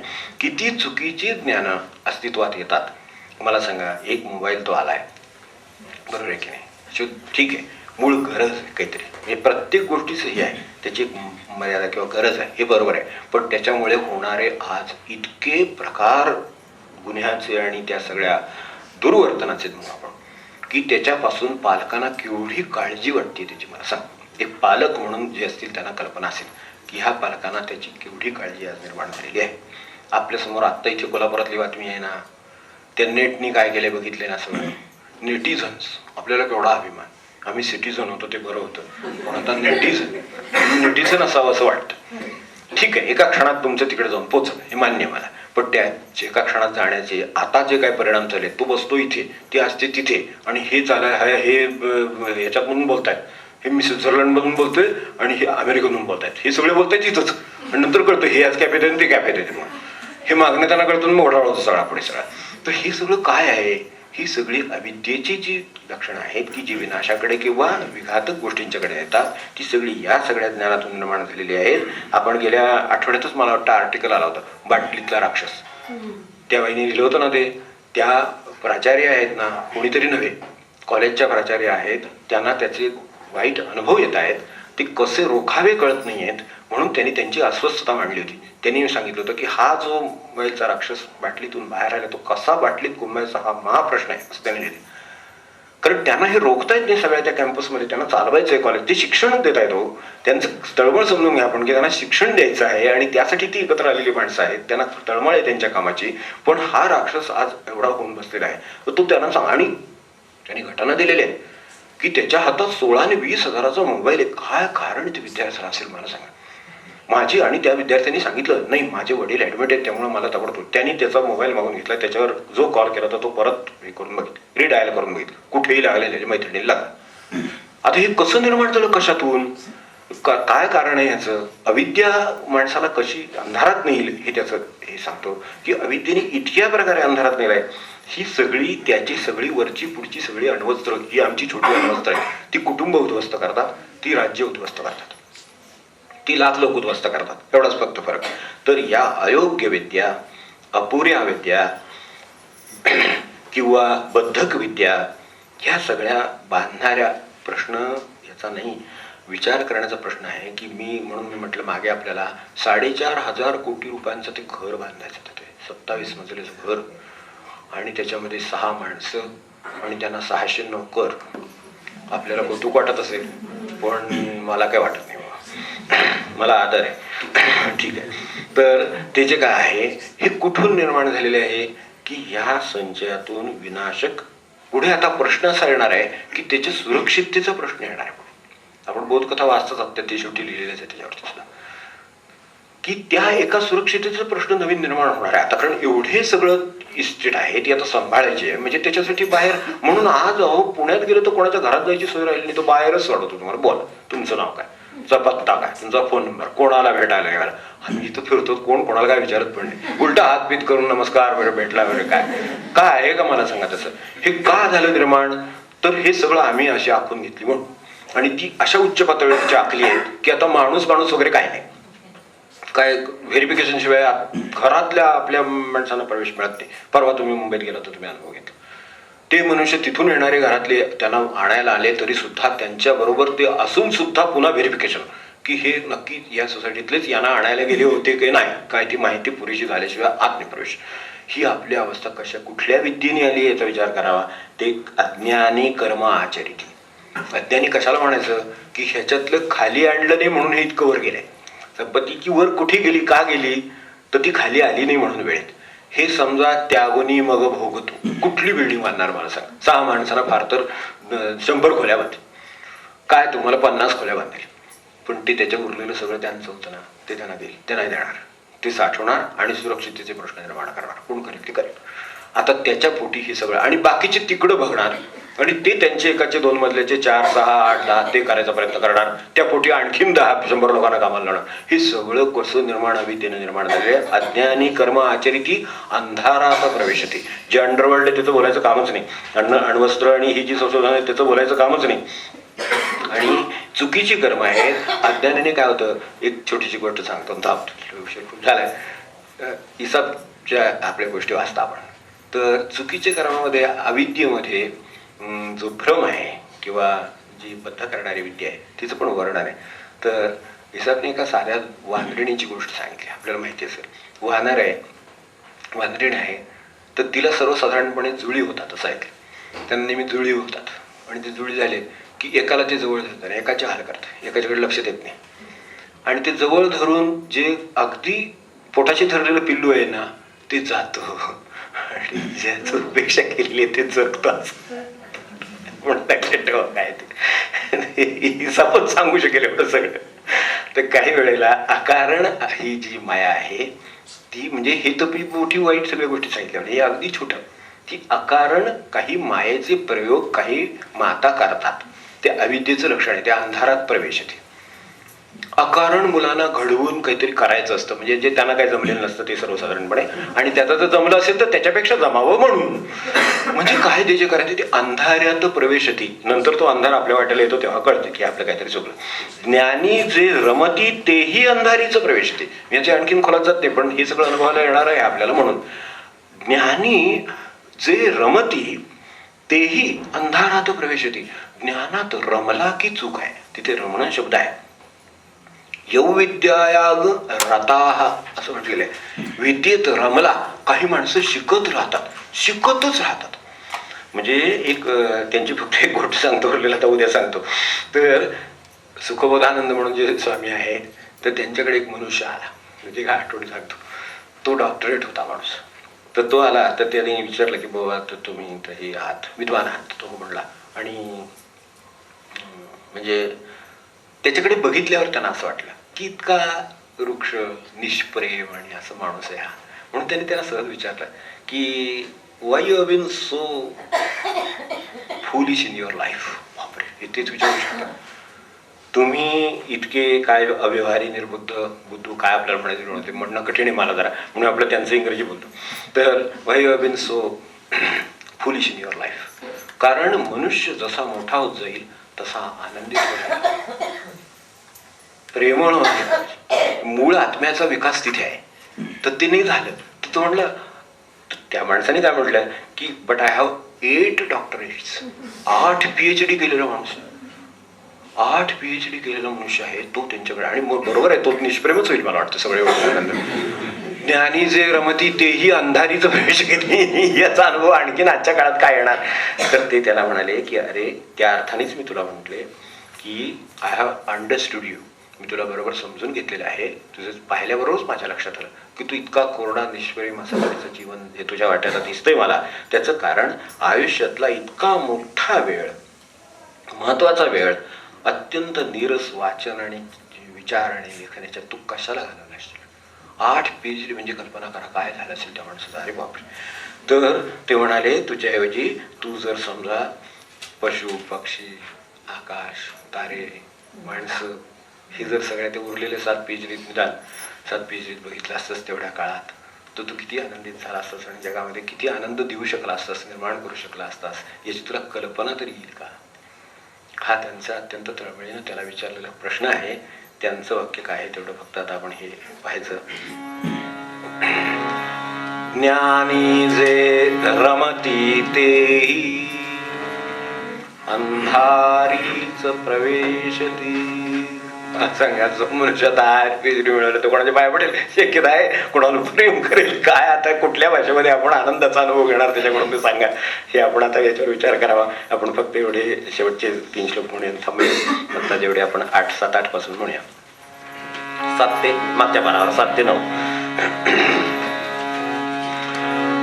जग जासा फुले झाले सर्वत्र भरून जो असे, नित्य एकत्व झाल्यास मोह शोक कुठे कसे अशरीर शुद्ध निष्पाप निर्मलात्मा अलिप्त ही मुक्त सार्थ शाश्वतता देतो तो व्यापकत्व ही अज्ञानी कर्म आचरिती अंधारात प्रवेशती ज्ञानी जे रमती तेही अंधारीच प्रवेशती अज्ञानापलीकडे प्राप्य ज्ञानापलीकडे तसे अनुभवी पुरुषांकडुनी ऐकिले ते असे असे अज्ञान ज्ञान दोन्ही सह आत्मज्ञानास जाणतो अज्ञाने नाश टाळूनी ज्ञान